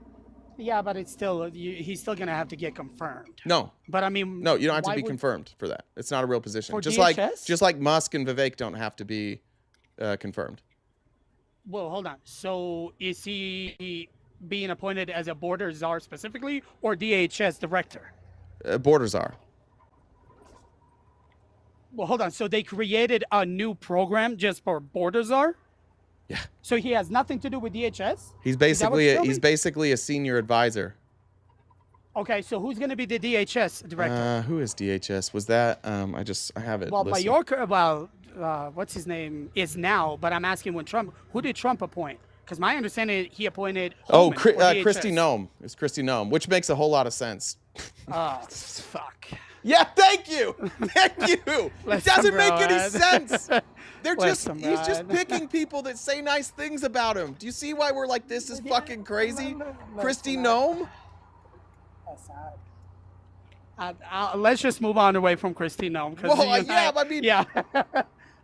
What are we doing here, man? What are we doing? Listen, I think, bro, I love all you guys. I'm glad we can talk again, but holy shit. What do you mean I again? think When did we stop? Well, I mean, like other Republicans. But we got to come to some agreement here soon that But this the shit issue is you and- crazy. But the issue is not you and I. Because you and I, if it was up to you and I, we would come in agreement within minutes. We're not too far off. Except for on who to vote for. Well, yeah. You think you think if Harris won, we have crazy appointments right now? I think wouldn't you take Biden's administration with Trump as president over Trump's administration with Trump as president? Certain ones. Yeah. Like there's I mean, some- I like Lloyd got some Austin. good I ones. mean, I got Pete yeah, Buttigieg. You did yeah, great. yeah, I'm not denying that. Yeah. But I'm not the one picking his administration. Who do you So I like? can't Who do you really- like that he picked? That's a harder question. Well, I mean, I really like that he's gonna pick Kash Patel because I want Kash Patel to come in. There's nothing on Kash Patel. I want him to Well, release some people Operation Hurricane. disagree with that, by the way. Well, I'm just saying. I mean, so I don't like Kristi Noem. I've never liked her, and that's why I'm like, there are certain ones that I agree. There are certain ones that I disagree, but it's not up to me. I mean, I can sit here and say, you know what, F Matt Gaetz, F. Wait, but why do you Pete, want and- Kash Patel? Why do I want Kash Patel? Yeah, To release the Operation Hurricane. Crossfire Hurricane. Yeah, I want him to release that. What I do you want think- somebody to release What do you that. What do you think you're gonna find in Crossfire Hurricane? Well, I mean, we're gonna find out. There's a What? reason why they don't want to release it. What's I the mean, reason? Well, I can only give my speculations, Yeah, but go my ahead. opinion Speculate. doesn't matter. I won't hold you to it. Speculate though. No, well, no, they don't want to release it because we would finally find out the truth. about of everything, what? about the withdrawal, the C-19. We were find out the actual truth. Why aren't we investigating into Fauci For what? when we know that he has gotten payments from the Johnson and Johnson and Moderna? Yes. Oh, No. come on, No. bro. No, it's not Why true. would he? Hold on. I've looked into When this. he was- You know how much he okay. made? Hold on. Let me ask you this: why wouldn't he just come out and say, "I didn't get nothing"? Why would he say that's not your business? When He didn't. was asked, He testified. yes, he did. He Under testified his in testimony. front. He testified in front of Congress that the only Yes. money he received was from a patent from 20 years ago, and he got like $18 or something like that. That's not what I'm talking about. When it was a Democrat who asked him, "How much did you get from the vaccine people?" He said, "That is not your business," and I will find this and I will send it to you. Well, yeah, you can send it to me, but even then, first of all, it's not. But there's no evidence that he received money from them. Because we can't investigate him. Oh God. But you Come on, understand? come I on, understand Jake. what you're saying, but you want Kash Patel, a guy who is a Trump loyalist, has no qualifications to run the FBI, and you want him to run the FBI so that your suspicions about what you think happened with Fauci can be true? But you asked me for my opinion. I gave you my. I know. No, I'm asking. Yeah. speculation. Yeah. So yeah, I want him to go in there because nobody, either the right or the left, they don't want to release it. Why Don't do you think- wanna yeah, know why? Do you why? Think, why do you? Yeah, I think I do know why. Well, okay. So let me hear yours. They're on the take. Who's on the take? Members of Congress. The right? Oh yeah, for sure. Okay. You didn't see Marjorie Taylor Greene's insider trading during this time? I heard about it. Yeah. I They heard don't want to about release it because they're on the take. This is what's crazy. This is how fucked up things have gotten. That Dr. Fauci, a person who has, and his team are people who have worked their entire life to try and keep human beings safe and human beings from getting viruses and to stopping pandemics. And they're not rich. None of them are rich. But who is rich? The pharmaceutical companies. And who do the pharmaceutical companies give their money to? People in Congress. Almost. Yes. The CDC. Nobody at the CDC is getting. They're not funded. Like they're not getting kickbacks from Johnson and Johnson. The CDC and the NIH should have been the only people we trust. Nobody should trust Donald Trump. Nobody should trust Joe Biden. Nobody should trust these people in Congress. The only people we should have trusted are those who aren't making money from this, and their entire life's work is to make sure that people are safe. And honest to God, the only reason we doubt this is because an election was coming up. And we needed a way to ignore the fact that Donald Trump we were headed for a recession. The border, we had migrant caravans showing up at the border, and COVID, Donald Trump was wrong about every step of the way. It'll go away. It'll be as soon as it warms up. It's not going to get anybody. There's only a couple people. And Donald Trump kept being wrong. And so you guys had to invent this new narrative where Dr. Fauci was the problem. But all the people that made money, we know where the money went. None of it went to him. It went to all these bureaucrats and all these people in Big Pharma. The only people that didn't make money are the ones you guys want to investigate. But hold on. The reason why I didn't like Fauci, because originally he said, "Yep, masks don't work." 2 weeks later, he says masks do work. He never said and that. He changed his story about the. Yes. No, he didn't. See, this is. No, He never said that masks did not work. You're just changing what he said. What Fauci did. No, but that's why I said I don't. That's why I don't like him. But That's you're why I changing what don't he like said, because what Fauci did the entire time is Fauci would say, the best available data that we have right now tells us to do this. And then that data changed because it was a novel virus. We didn't know what it was going to do. You guys hold him to an impossible standard. But Dr. Fauci was like the only one who changed his mind when the data changed. We still have people. We Listen, I'm still not- have anti-vaxxers in this country, anti-COVID vaxxers, and I'm fine for anybody not getting vaccinated. But if you're anti-vax based on the data, then you're just lying to yourself, because the best available data that we have currently tells us that it's overwhelmingly safe, and it's fine. I also agree there shouldn't be like a. I mean, there was no COVID mandate. I'm cool with not having a national mandate, but that's all these. That's what we should expect out of our scientists, and I think what MAGA got mad about with Fauci is that he wasn't playing the same game as everybody else. He wasn't playing a game at all. He was telling you what was happening. And when it changed, he changed. He first said we don't need lockdowns, and then we needed lockdowns because they found out that the virus was spreading faster, that it survived on surfaces longer, that heat didn't kill it, and that it also mutated quickly. We didn't know that at first. But I looked at this the other day. You want to know a crazy? Look this up when you're done. Oh, I can show you the chart if you want. But if you look at the data of the morbidity rates from COVID, right? So it's per 100,000, like deaths per 100,000. The lowest morbidity rates are all blue states. The highest morbidity rates are all red states. And somehow, the people on the right have decided, no, we're just going to keep saying this, even though you were more unsafe in our states. Our rates of death were higher. Our rates of spread were higher. It lasted longer in red states. We're at a weird junction in this country where we're just believing whatever the fuck we want. It's weird. Yeah, but I'm not disagreeing with you. What I'm saying is, I followed everything that they said. I wore a mask when I was there. I shut down. We did all that. I disagreed on Fauci with the things that he was saying. You are right, because it evolved. Every other week we were finding out new stuff. They had to come out. Here's this. What I have a problem with is, and I don't know if I told you before. So August of 2020, my wife and I go to Hawaii. We fly out to Hawaii, and I'll send you a video. We're the only two on the damn plane.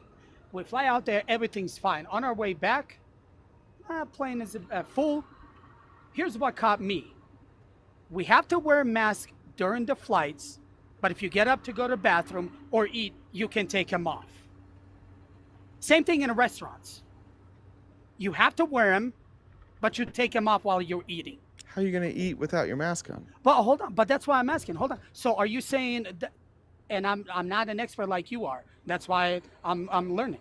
So are you saying for that, how long does it take you to eat? 10 minutes? Mm-hmm. Are you saying that 50 people in that restaurant who take off their masks at the same time isn't going to have the same effect if they just came in and not wore the mask? No, it's not the same. Okay. How? Explain it. Yeah. Do you wash your hands? Of course. Okay. What if you only washed your hands for like 10% of the time? Do you think you're more at risk? Well, of course, but okay. So if you have to wear masks at all times except when you're eating, knowing that human beings have to eat, you're just mitigating the risk. It's not this. I think you're looking at it like as an all or nothing, right? If I wear that's a what mask, I was looking at. like No, if I were to social distance and mask 60% of the time, I'm still better than if I social distance and mask 20% of the time. And I think it became like, I think the problem with these COVID conspiracies is it became this all or nothing, right? You look at Gavin Newsom, they're like, oh, Gavin Newsom went in and he didn't socially distance, therefore we shouldn't socially distance. Well, Gavin Newsom was a dickhead, but it still didn't mean that social distancing and masks don't work. He wasn't an expert. He made a choice. He put himself at risk. He put other people at risk. They did it.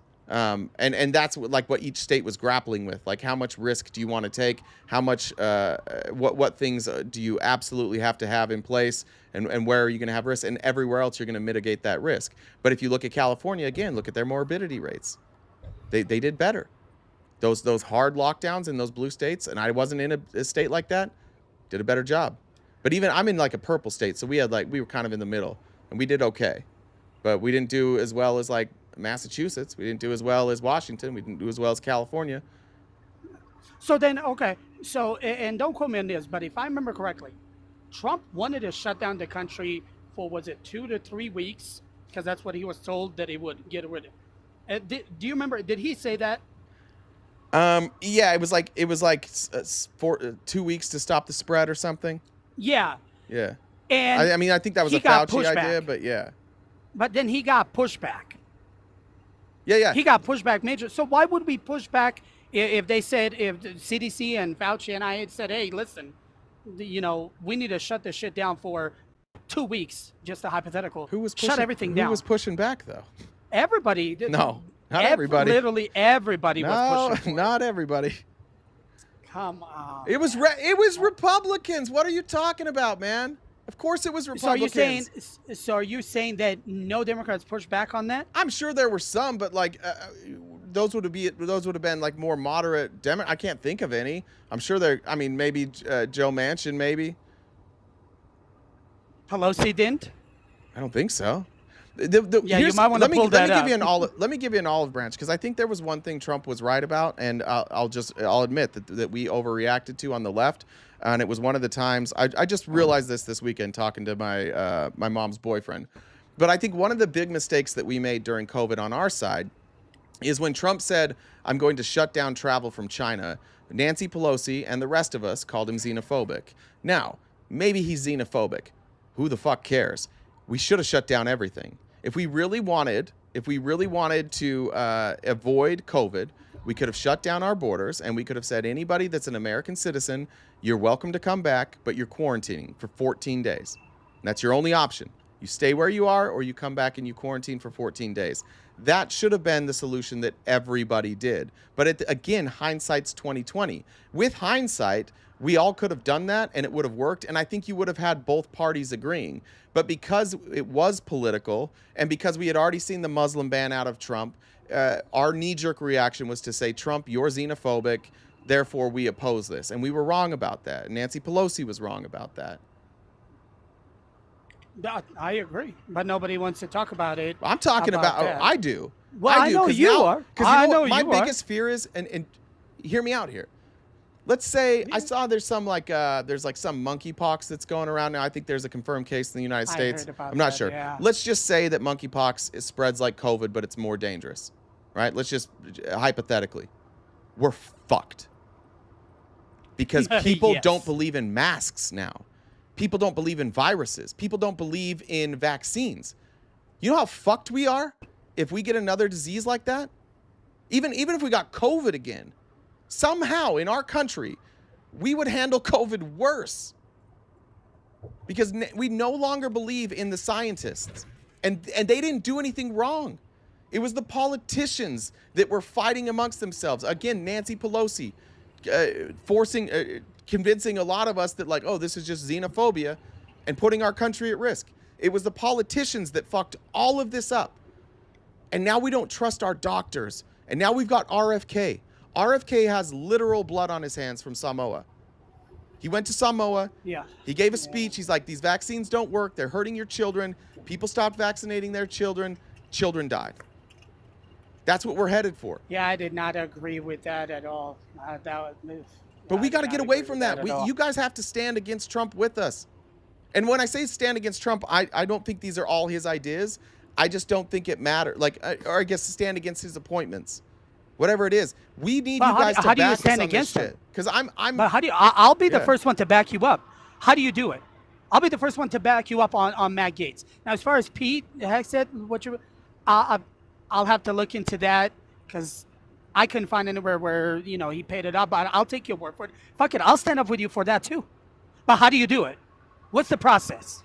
Well, look, there's a couple processes. Some of it requires people like me and people like you to be willing to have conversations, which I think there's a lot of fences that need to be mended, at least on this app, across the aisle, and have these discussions. But the main thing we need to do is we have to, whatever party you're from, you have to be willing. Everybody should enter a conversation being willing to say, my politician is a liar, because they are.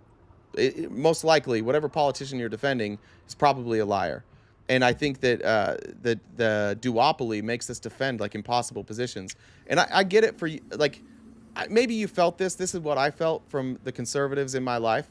I felt up to the election, it was chaos. It was a fight. Everybody's at each other's throats. And after the election, everybody was nervous because I don't think you guys trust that. I don't think you trust him either. And I don't think you trust the people around him Are you talking either. about Trump? Yeah, but I think you thought he was better, and I think you still believe it was a better choice. I'm not saying you regret your vote, but I do think that there's enough there with the people he's bringing and him.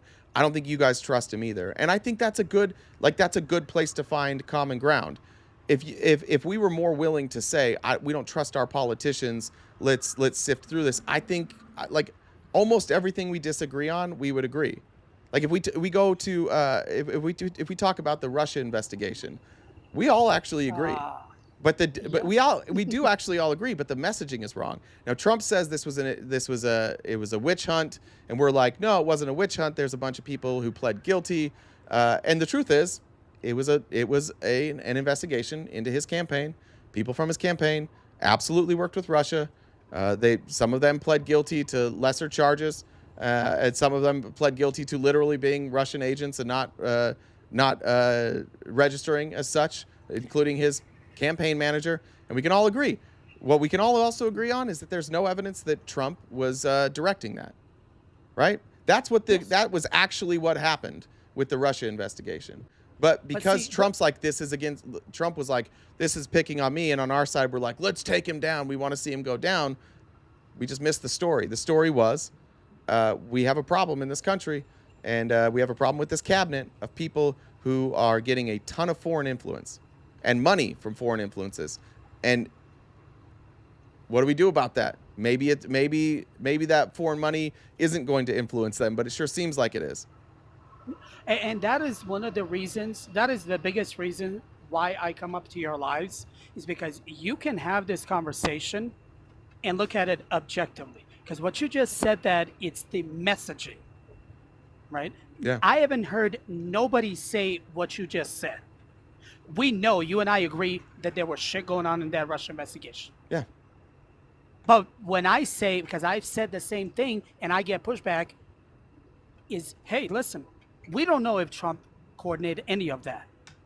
However, if I say it, I'm this, I'm that, I'm this and that. But if Jay says it, it's a whole different ball game. Sure. Do you see what I'm saying? Yeah, depending on what side you're on, right? And likewise, like on the other side, some people won't hear it if I say it, right? Yeah. Yeah. But the problem is if you say it, people will listen. But if I say it and the very same thing that you said, people will say, no, it's bullshit. It's the messaging. Yeah, sure. And a lot of people on the left will not do the same thing that you just did. Yeah. They will not. In fact, they do the opposite. Yeah. And that's where we get this disconnection. Because if you push back, naturally, I'm going to push 10 times worse. And then we're just going to go back and forth. Well, let me do this, because I have people waiting in the box. But sure. What was I about to say? I had a question for you. I'll send you a message and all of that, and we'll connect, man. Not a problem. Okay, be well. Man. Thank you. We'll see you. Stay safe. Bye. Let me read messages real quick. Guys, hey, some of you did great. You stuck that out. I appreciate it. Sometimes you're not going to like the guests. Megan says, welcome back, Zaddy. We love you. Or we missed you, not love. Sorry.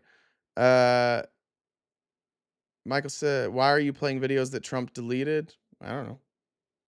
Why is he deleting videos? Text? You got banned? So I like this. Who could Trump pick that you would be okay with? Nikki Haley. I think Nikki Haley's a much better choice than Tulsi Gabbard. There's actually a lot of people that Trump could choose in his cabinet. I don't know that I would be like supportive, but I'd be okay with. I think his who he chose as White House. Let's see, was it Chief of Staff? I forget her name. I've looked into her. I didn't see anything that I'm really that concerned about. There's a few people that I'm not concerned about. I don't think they wouldn't have been my picks, but I don't think they're all horrific. But I just some of them definitely are sketchy, to say the least. Oh, holy shit! A bunch came through. Sorry, guys. Megan said, "Oh shit," says nothing yet. Megan says Matt Gaetz has withdrawn his name from AG nomination. Thank you. Yeah, we covered that probably right before you came in then. But we covered that. We read his statement. Daniel says, thank you for your never-ending potato fact-checking. Appreciate it. I love potatoes. Bree says, look me in the face and raise your voice when you read my comments and stop hiding, playing like you're shy when you when you really like it. Hi, Jen. Keep going. Jesus. Sorry, Brie. Hole says, everyone, please, let's stop the repugnant messages. We're better than that. Just send pics instead. Yeah, we might not be better than that. Nelsie says, appreciate everything you do. Thank you, Nelsie. God, my phone is moving so slow today. Bree says, all right, legit question. Did you miss me, Poppy? I did miss you guys. And I did miss you specifically, Bree. Nobody objectified me at all. It was devastating. I cried a lot. Of course, I was with my family, so it would have been weird if they objectified me. Jenny says, miss you, bud. Glad you're back. Hope you had a restful vacay. I did. I had a lot of time. I spent a lot of time on my own during my vacation, which was cool. Zach says, I'm not your dad, but I can be. Ask nicely. Okay. We'll talk later, Zach. Bree says, yeah, I'm here to blow you out. Don't worry. I got you. You just come up for this. Is this why you're here, Jed? Just to watch this? Yeah, All right. Let me. I think that was everything. pretty much. All right. Right. So you can keep your head up, because that's the other thing too. Like, you'll hide your Yeah, you face. see how high you hold your head if you're getting those messages read. I think it's hilarious. I mean, All right, do your it's a thing. good time. Did you check PayPal? I did, yeah. If you guys had a message for PayPal, if you want to send it to me, I can get it to him to read. The messages on PayPal are coming through now. Oh, are they? Cool. Yeah. Okay. Someone said it in the comments, so Okay. I don't know so yeah, let's get up to 300K likes, and then let's do 650 shares. Ooh. That would, it doesn't take much. I mean, you guys could half-ass and get us there. So did you update the gift goal total? I'm doing it right now. I only full ass. That's all.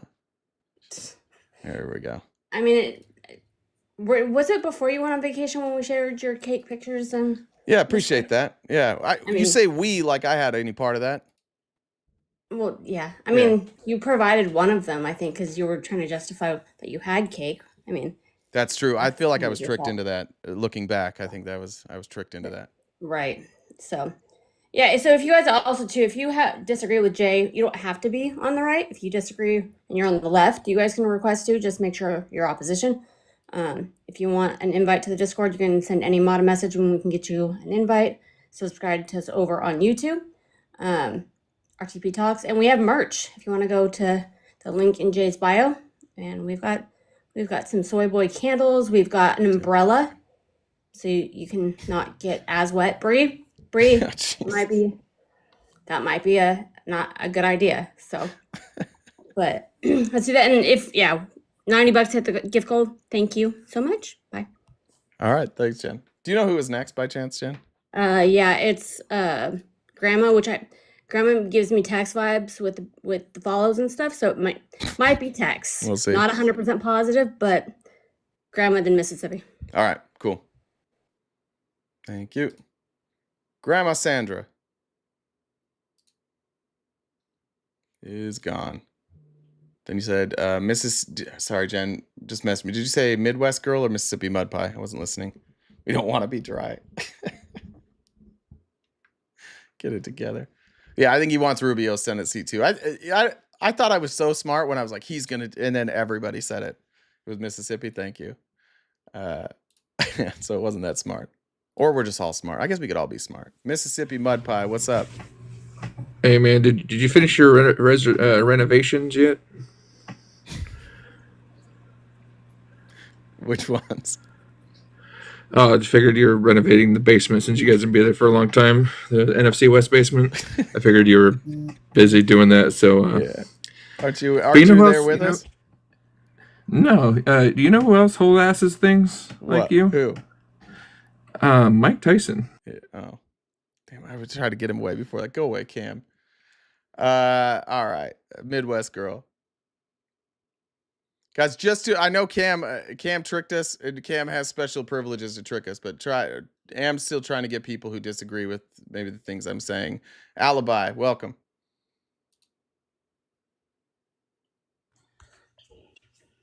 Okay, can you hear me? I can hear you. All right. Well, we're on the same side, but I have a question. Sure. Because I do have some differing views. Sure. Now, I guess the first thing in the Democratic Party, we're allowed to have different views, right? Yeah. We don't all have to think as a monolith, I mean, right? technically, I'm a Republican, so I don't know. Well, there's one thing, and I heard you defending this. This happened right before the election. A friend of mine on Facebook came at me with this Minnesota law on gender affirming care for the kids, um, and what he sent me, he documented it. He brought receipts that showed that the children could be taken away from their parents if they weren't allowed to have gender affirming care. Yeah. Are you familiar with this? Yeah. And you're okay with that? 100%. Can you explain? Yeah, look, I don't think you can abuse children. And so most of gender affirming care is just letting a child self-identify. And I think that if you are telling a child that what they're feeling in their heart, that they can't identify as that, and I think that that's abuse. Okay. I mean, like, I'm I gonna. think like kids. So before, and I don't want to compare these two things because they're different, but before somebody has like gender affirming surgery, before that ever happens, this is something that they feel and they believe, and it's real to them, and they identify that way. I'll never know. I'll never know what that feels like. I'll never know what that identification's like. But I think in this country, it's a bold step to start taking away how people feel about themselves and say you can't identify this way. Now let me be clear. If I had a child, either male or female, that were trans or gay, it wouldn't affect me one little bit. Sure. So I'm letting you know that I in appreciate that. advance. But I was raised a Jehovah Witness. I'm pretty sure you were raised a Mormon, That's right? right. Yeah. Is yours Ellen G. White or is that Seventh Day Adventist? It might be Seventh Day Oh Adventist. no, That's Seventh no, Day. that Okay. I always forget who started the Jehovah's Witnesses, but anyways, no. yeah. It's it's been so long ago. I'm not sure I could come up with that name right now. That's funny. Um, Here's the thing about it. We should be allowed to have our own religious beliefs. Mm-hmm. I kind of think this is an overreach by the government. Now, you're looking at it as an abuse. I'm looking at it as when you become an adult, full adult, it's going to be your choice, just like it is to vote or join the military. But when you're under someone else's care and their religious beliefs do not allow for what you want to do, should that be pushed upon the parents by the government and have their child taken away for it? It's not pushed upon them. The parents don't. The parents aren't having anything pushed on them. Well, it said that they could be taken out of their parents' custody in the law. That seems extreme. For abuse? Well, for not letting them have gender affirming care, which I know you consider abuse, but I guess you have to look at from what perspective. Sure. If Yeah. So if you have a child who needs medical care, whether mental health care or physical health care, and you refuse to allow them to get that medical care, is that not abuse? What, like if the child is this, and this is instance is just like if a child is, I'm pretty sure if I remember correctly, this is just in the instance of a child saying essentially like, if I have to stay here, like I'm gonna end my own life. So at that point, this is I'm not sure children. I don't think that children are property of the parents. So I I think think that if that child's life is in danger, and they say I'm not staying here, yeah, you can do that. I mean, we have emancipation laws. I have the thing on my Facebook, the exact words of the law, and I'm not a lawyer. This was the And Wisconsin one, is that right? no, this is the Minnesota. Minnesota. Sorry, thank you. And it was like an emergency situation. I think is what happened. What was explained to me is a child did take their life, and this was instituted after that, over that situation. And I understand it could be horrible, but wouldn't you agree it's kind of horrible to be raised in a religious, theocratic type situation anyway? Yeah, it's terrible. Yeah. You know what I mean? So I don't know. I kind of feel like this is one thing, again, if it was my child, I wouldn't care. but I'm not sure the government should be allowed to step in. They're not. Because, They're not stepping in. okay. Yeah, no, they're It not. says, Because the child is asking for relief. I mean, I could bring up. I've got an attorney here. He might be able to explain a little better. Does that help? oh, that would be great. Awesome. I would love that. What's up, Law? Yes. There we go. Hey, Law. Maybe not. There we go. Can you hear us? We can't hear you. You must have the mute on. No. Turn up your volume. There we go. I think we got it now, Law. All right, we'll go old school, no headset. Sorry about that. You're good. So, so real quick about the Minnesota law that he's talking about. It does not allow children to be taken from parents. What it says is that a law from another state that's seeking to have a child returned to a parent. So let's say the kid is a runaway because they're running away for their safety, or if if the parents aren't together and the child resides with one parent in Minnesota and another parent is in another state and gets a court order that says you have to return the kid, Minnesota's not going to comply with that law if the reason why the child is here is because they're seeking gender affirming care. now see, this is what I suspected, because many times the other side will exaggerate things. But I did read in the context of it, it appeared that they would be taken away. But I said to him when we were debating this, I'm like, this sounds like something that is going to be an interpretation by the law. It's not so plain and clear to read if you're not an attorney. Is that possible? I've got the statute pulled up here on my iPad. A law of another state that authorizes a state agency to remove a child from the child's parent or guardian because the parent or guardian allowed the child to receive gender affirming care as defined in Minnesota statutes is against public policy of the state, which is just a way of saying that it's the intent of the legislature, and must not be enforced or applied in a case pending in a court in this state. So all that's saying is that if Texas issues a subpoena to Minnesota saying, hey, you have to turn over this child back to the parent in Texas that's trying to take them, we're not going to comply with that. No, I totally understand, but what I'm getting at is the paperwork that he sent me did not state what you're saying. So basically, it was an emergency enacted in an emergency situation. That's what it said. The word emergency was with it. And I think it might have been a temporary thing that was put in place after the suicide of the trans kid. That's what I'm thinking. Can you make sure to use TikTok words on a live, stuff like that instead of pretty? No, it's good. No problem. Forget. I know. I That's don't all right. talk on That's why I reminded you. I forget sometimes too. Yeah. So, but you know. Yeah. So the emergency that comes from a different part of the statute, it's the same bill. And what was already in Minnesota law is that a court of this state has temporary emergency jurisdiction if the child is present in the state, has been abandoned, and then they added a line, which both of these need to happen. The child has to be abandoned and the child has been unable to obtain gender affirming care. So again, this isn't taking them from the parents. Step one is the child has to be abandoned, and then the courts have jurisdiction if they've been unable to obtain gender affirming care. It's interesting. They could be just a runaway, though, right? I mean, that could be. The burden would be on the court seeking the jurisdiction to establish that they've been abandoned. Okay. Well, this has been very helpful. I appreciate your explanation of it. I didn't know how to respond to it.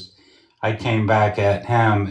If kids were being taken away from their parents, there would be people in the streets over that. Yeah. It would that steps over a line. you know.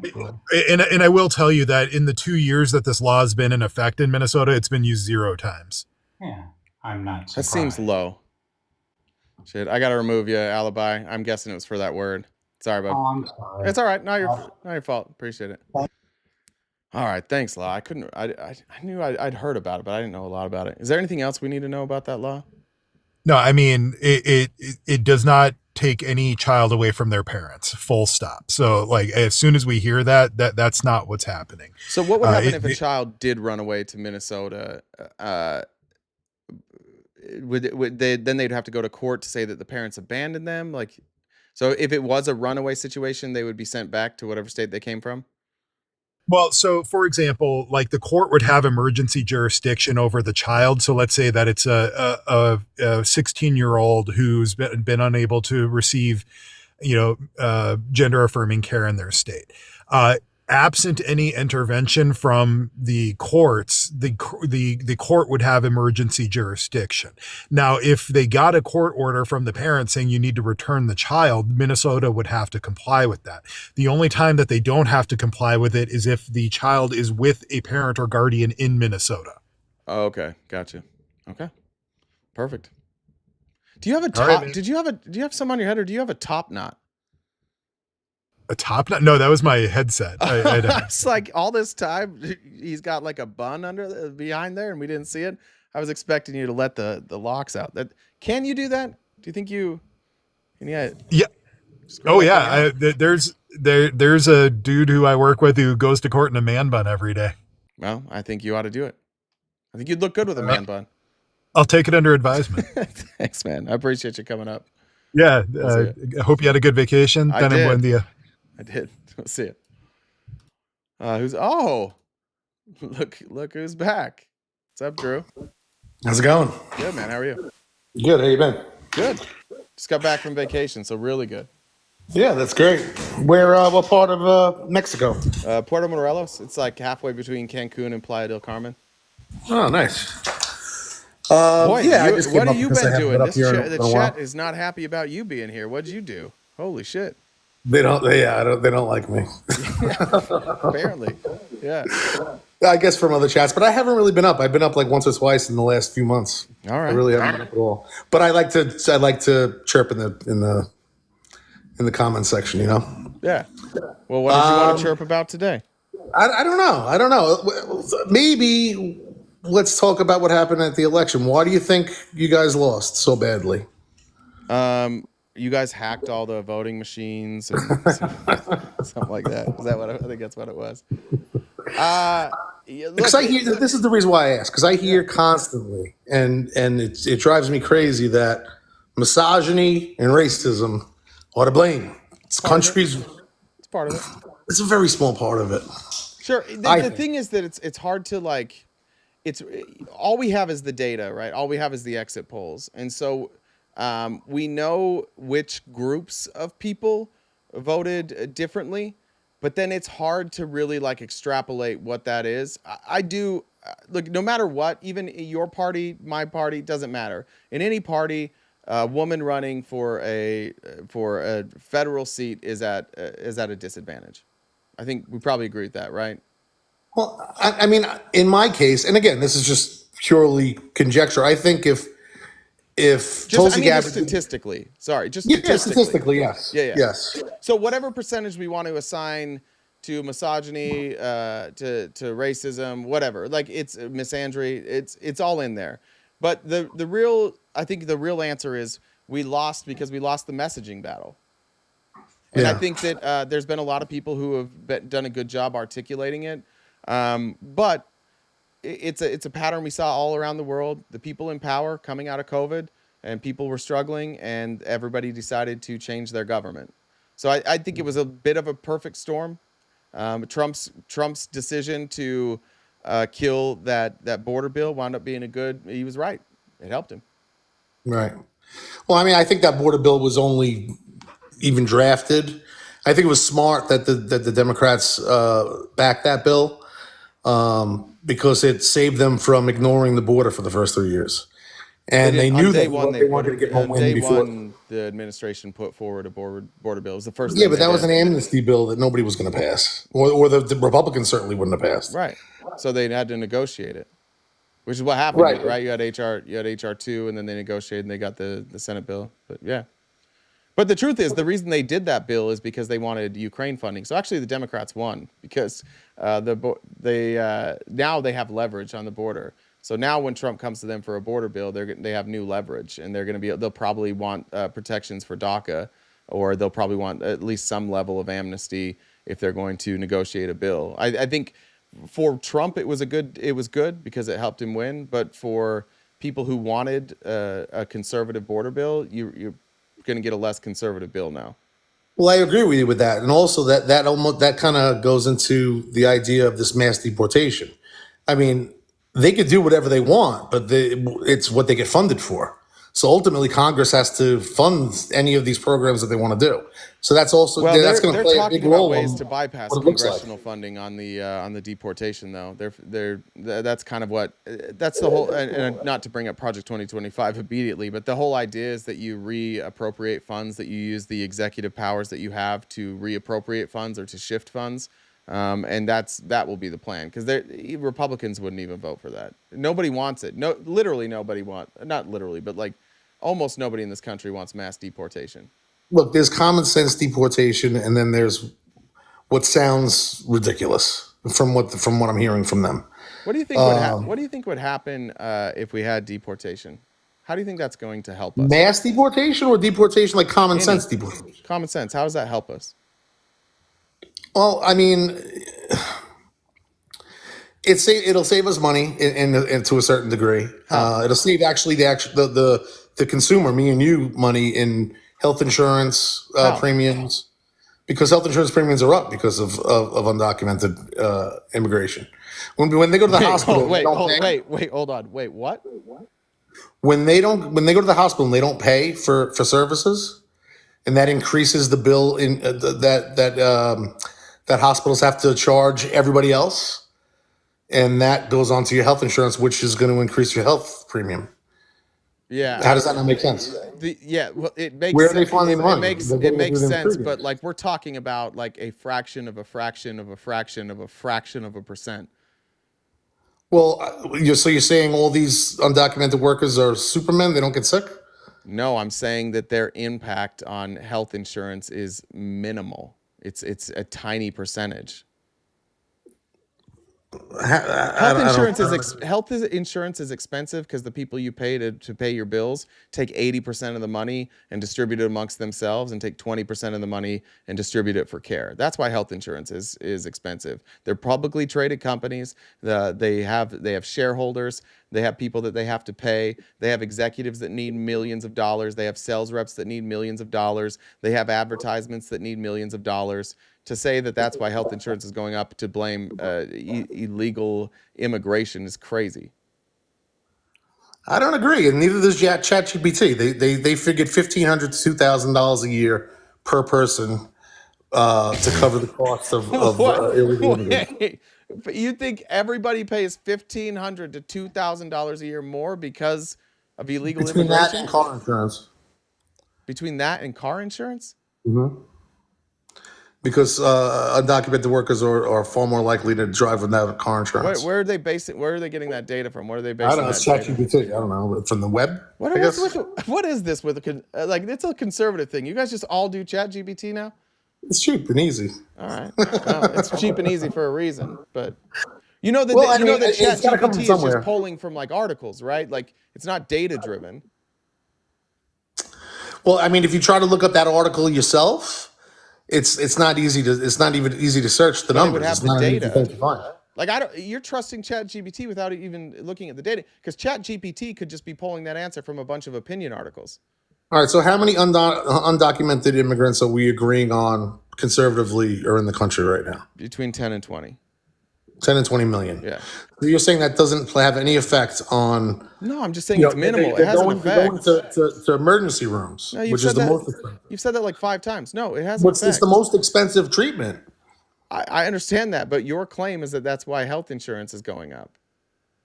It's part of it. A very small part, unless you have some data that would tell us otherwise. Yeah, I mean, you saying it's a small part is equally as obtuse as me saying that it's a large part. No, it's not. Well, yeah, I can pull it up, but you made the claim. I'm not Yeah. here making a claim. I can go in front of the computer if you want. I've got one here. I'm like, that doesn't even make sense. Like, just think about that. Like, health insurance, the average American pays like $14,000, I think, a year. Do you think that makes any sense? That $2,000 of that is because of care to people who are here illegally? Well, I mean, that's a zero across the lines, right? That means that is a complete loss to any hospital system, right? It's 100% loss. They're not paying so that. Just do bill. universal health care, then they don't lose any money. Okay, all right, I'm fine with that. But you asked me what effect would it have if these people got deported. I'm gave you one example. Yeah, but that number is crazy. Well, I don't know exactly what the number is. I'll dig deeper, but there's obviously a cost when somebody's not paying for health insurance at all, and that goes on the books of a healthcare system. It's cheaper. The average expenditures for somebody who's here illegally is $4,800. The average for somebody who's U.S. born is $7,200. It's cheaper. What do you mean the average expenditure? What are you saying? The average amount in healthcare costs? Yeah. Okay, but that $4,800 isn't being realized and isn't being paid. What do you mean it's not being paid? If they go to the hospital as an undocumented immigrant, they're not handing them cash at the end. They're not paying that bill. Yeah, they are. A lot of times that's how they're getting this number. How would they get that number if nobody's paying? I don't know. I've never heard of the situation where undocumented people are paying medical bills. That's crazy. They do it all the time. Okay. All right. Well, let's by the way, a lot of I don't think either one of us has the care. data to say for sure that either one of us are right or wrong. I'm not making a claim. You are. Okay. You're making a claim that it raised the cost $2,000. So let's move on from that. Not a good claim of mine. Let's move on from that. If I get better information, I'll come back up. Fair enough. And then I would imagine that if there's less workers in America, then employers are going to have to increase wages for the lack of workers. They can't afford it.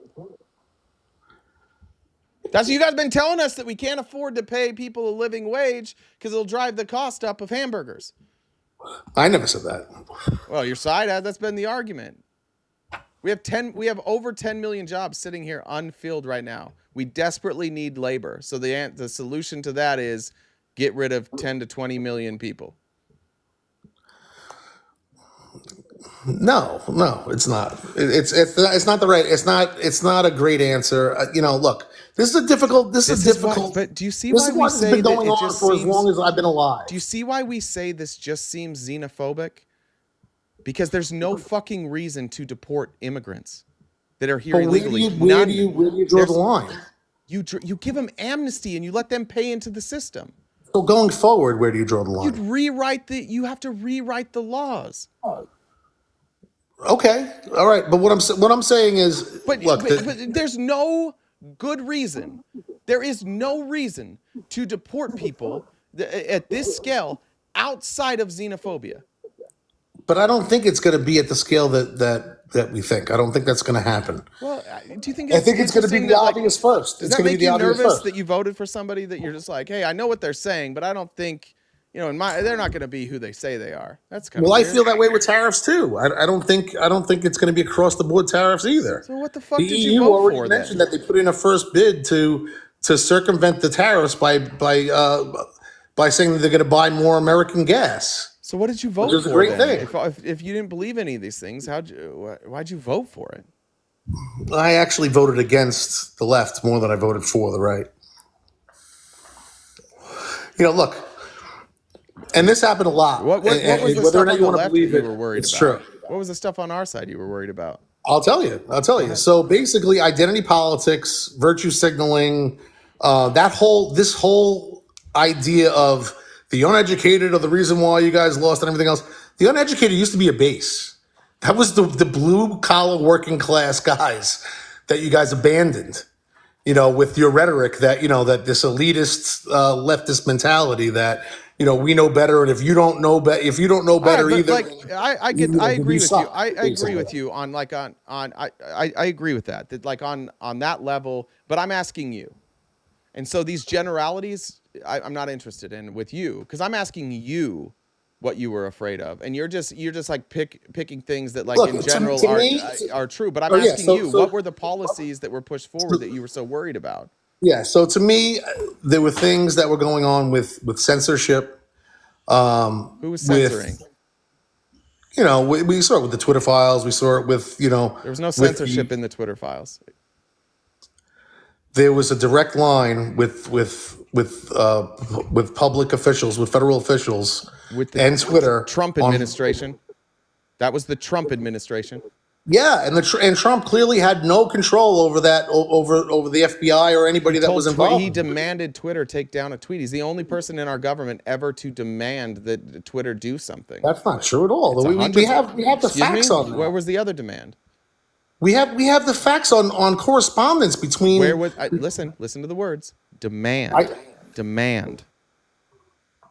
He's the only person that demanded something. What was this Twitter? I don't know this tweet that you're talking Chrissy about. Teigen called him a pussy ass bitch, which he is, and he demanded that they take it down. Okay, that's censorship. Nonsense. Yeah, it is. It is censorship. Right. And it was his administration that was. But it's not. And it was his administration that was reaching out and saying this is misinformation. I don't know why you guys don't like. He was vaccinated. He could have got rid of Fauci at any time. He could have told all these people not to reach out to Twitter at any time.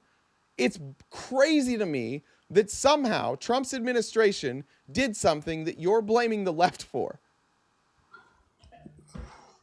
It wasn't his administration doing it, though. It wasn't under his control. He wasn't in control of his. And look, this is a negative on him. Pick somebody who can't he wasn't in control control of his branch of government, obviously. Okay, but where was the censorship? Look, there were things that, and I'm not just talking about COVID. I don't want to even go into COVID. There was things as far as articles before, with the laptop story, and this went on and on. The Twitter files. What was wrong with that situation? The laptop was true. The article says nothing about the article does not say that the laptop isn't real. The article wasn't allowed to be posted. Yes, it was. Anyway. Yes, it was. It was posted. I tried posting it 1,000 times on Facebook, and I got to take it off. Because Facebook said we need to wait until there's a second source. It's Facebook's decision. And then Meta, via Zuckerberg, only a month ago put out a letter that he shouldn't have. Yeah, that he shouldn't have been so easily swayed by the government to do these things that he shouldn't have done, which was anti-free speech. And he's wrong. Why is he wrong? Because I saw his statement, and his statement said the same thing you said. Your statement said that the laptop obviously was true, so this letter should have been published. The letter didn't say anything about the laptop being real or not. It was about certain things that they were publishing that they said were from the laptop that nobody had confirmed, because it was all coming from Rudy Giuliani. So it seems to me, and by the way, it shouldn't be surprising that Zuckerberg all of a sudden starts running in right-wing circles and then just bows down. That's a lie. That Zuckerberg didn't read the letter. He apologized without reading the letter.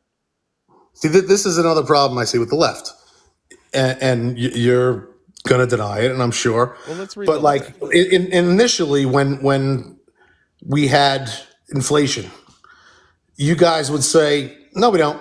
No inflation. No, that's bullshit. Nobody fucking said that. Nobody Nobody did. said that. No, I never said that, and you know goddamn well I didn't say that. I'm not saying you did. I'm saying I'm talking in broader terms. Who said it? I don't know. This It's just the way it seems. Drew, this is the problem I have with you. I think you're full of shit. I don't think you have any idea other than you don't like libs. But everything you're saying is not true. Everything. It's a consensus of the right. So, I don't care. I'm asking everybody's you. wrong. I don't care. I'm Right. asking you. Don't retreat to them. I'm asking. I'm not you. retreating to them. I'm saying that's what everybody. That's where it comes up to. All right. So let's look at Gar. So are you saying that just? Let's look at wait, Gar. let me ask you then. So are you just saying that because I agree with you. I agree that that's the consensus on the right. What am I supposed to do as somebody who's who does messaging? This is my job, is messaging. Well, we also had Do Kamala I Harris. just like not tell the truth? No, what are you talking about? Well, when you say something that's untrue and I show you that it's untrue, and then you're like, I don't like the messaging. It seems like none of you guys are just willing to admit that you're true or that you care. This is why I think in the next midterms, it's probably going to flip. Is because I don't think any of you know what you voted for.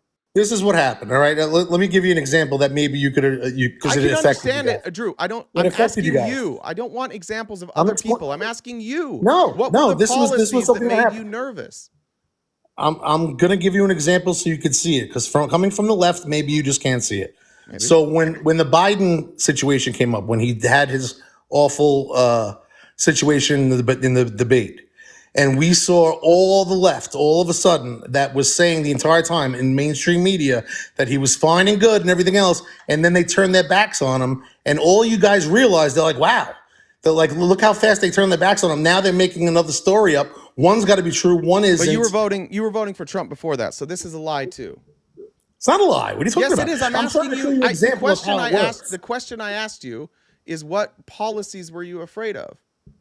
And it's just rhetoric after rhetoric after rhetoric after rhetoric. You can't point to one thing you were afraid of that VP Harris was running on.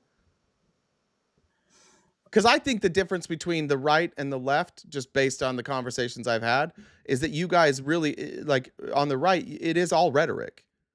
Because you've said it here, Well, like, I hear what Donald Trump says, but I don't believe he's really going to do it. All right, so my problem with Kamala Harris was this. First of all, it was completely manufactured from the beginning. Instantly, everybody loved Kamala Harris. The next day, it was bizarre. I'm asking you for the things that you were afraid of policy-wise. No. I'll continue from that. Again. No, because we were excited about Kamala. It's stupid. Don't tell me I wasn't excited about her. I was. I don't know. It was a I'm manufactured. telling you. Drew, Okay, Jesus all right, fucking Christ, man. Okay, you were excited. Your inability to just like think outside of your own head is crazy. We were excited. Not enough of us were excited. That's why we lost, because not It everybody certainly was seemed that excited way. as we were, but we were excited. The appearance of it was a lot more excited than it turned out to be, wasn't it? No, it wasn't. The appearance of it was like this was a phenomenon. It was. And then you guys got swept. It was. Do you know what the internal polling said when Joe Biden dropped out? Do you know what he was? No. You know what the Electoral College was looking like when he dropped out? No. Trump was going to get 400 plus. Okay, but we never saw any of that. We You saw did. that it was I know close. these were Democrat internal polling. They didn't release Okay. that. Right. Okay. So that difference between Kamala and Biden was very, very real. And look, there's the other part of this that I think that, like, and this is why, like, when people come up, I'm trying to figure out, like, who I can have a conversation with and who just, like, wants to dance and celebrate, because I don't really want to do that. I'm not But the looking whole to dance. world. Do I sound like I'm I'm not saying dancing? you are. for it? Drew, I'm not saying you are. I'm not saying you are. I'm just saying this is how I'm parsing it. So I'm not saying you're doing that. The whole world, every country, whoever was in power, it flipped. Post-COVID, everybody had inflation. Everybody had COVID. Everybody's population was like, we need change. Literally, the entire world, everywhere around the world, with this any happened. any kind of economic downturn. Normally, we try to flip the parties because we just want something different. Right, and that's what I'm trying to do. I'm trying to figure out how we can stop that, because we keep doing this. And frankly, if we're being honest, if you just look at it statistically, every time we get close to being in a good place, a Republican steps into office, cuts taxes, and fucks it up again. Every time. My entire life. Democrats fix the economy, Republicans fuck it up. Every single time. That's not true. Okay, well, how'd 08 happen? 08 happened from bad policy by Bill Clinton. Deregulation. By repealing the Glass-Steagall Act. Who was? And yeah. Who was pushing that? Bill Clinton. No, who was pushing it? That was under Bill Clinton. Who was pushing it? Well, it doesn't matter. He signed the bill. No, it's the only thing that matters, because Paulson was it's the only thing that matters, because I'm telling you, it's Republicans who keep fucking it up.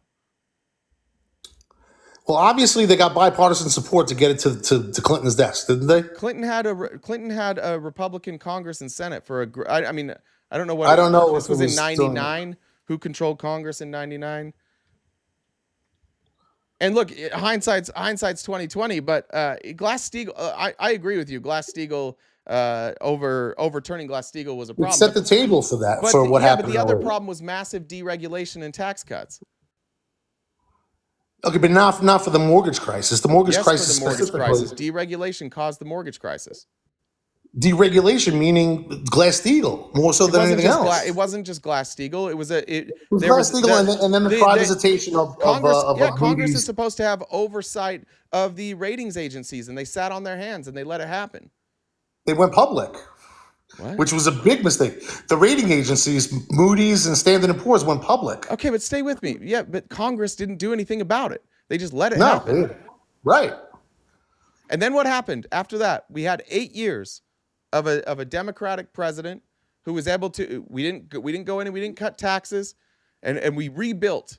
And by the way, we bailed out the banks. And unlike Trump and Biden, Obama made the banks pay them back. The banks had to pay. The banks had to pay us back. The banks didn't even want the bailouts. And then Trump, well, a lot of them did. And then Trump comes into office and gets 2 years of a Republican control. And by 2019, all the economists in our country are like, recession's coming. All right, so go to Obama though, because you just glossed over Obama. Yeah, we had like the Fed, like 6 with straight years of constant QE. economic growth. The Fed with constant QA and artificially low interest rates the entire time. That was like a sugar rush economy. I don't know. Yeah, maybe you don't know how the Federal Reserve works. I know exactly how it works. Okay, well then why are you bringing up Obama? Because there was QE infinity during Obama. They didn't stop pumping money into the Obama banks. Doesn't control the Federal Reserve. I know, but so he doesn't get credit for correcting the economy. It was the Federal Reserve that corrected it. Sure he does.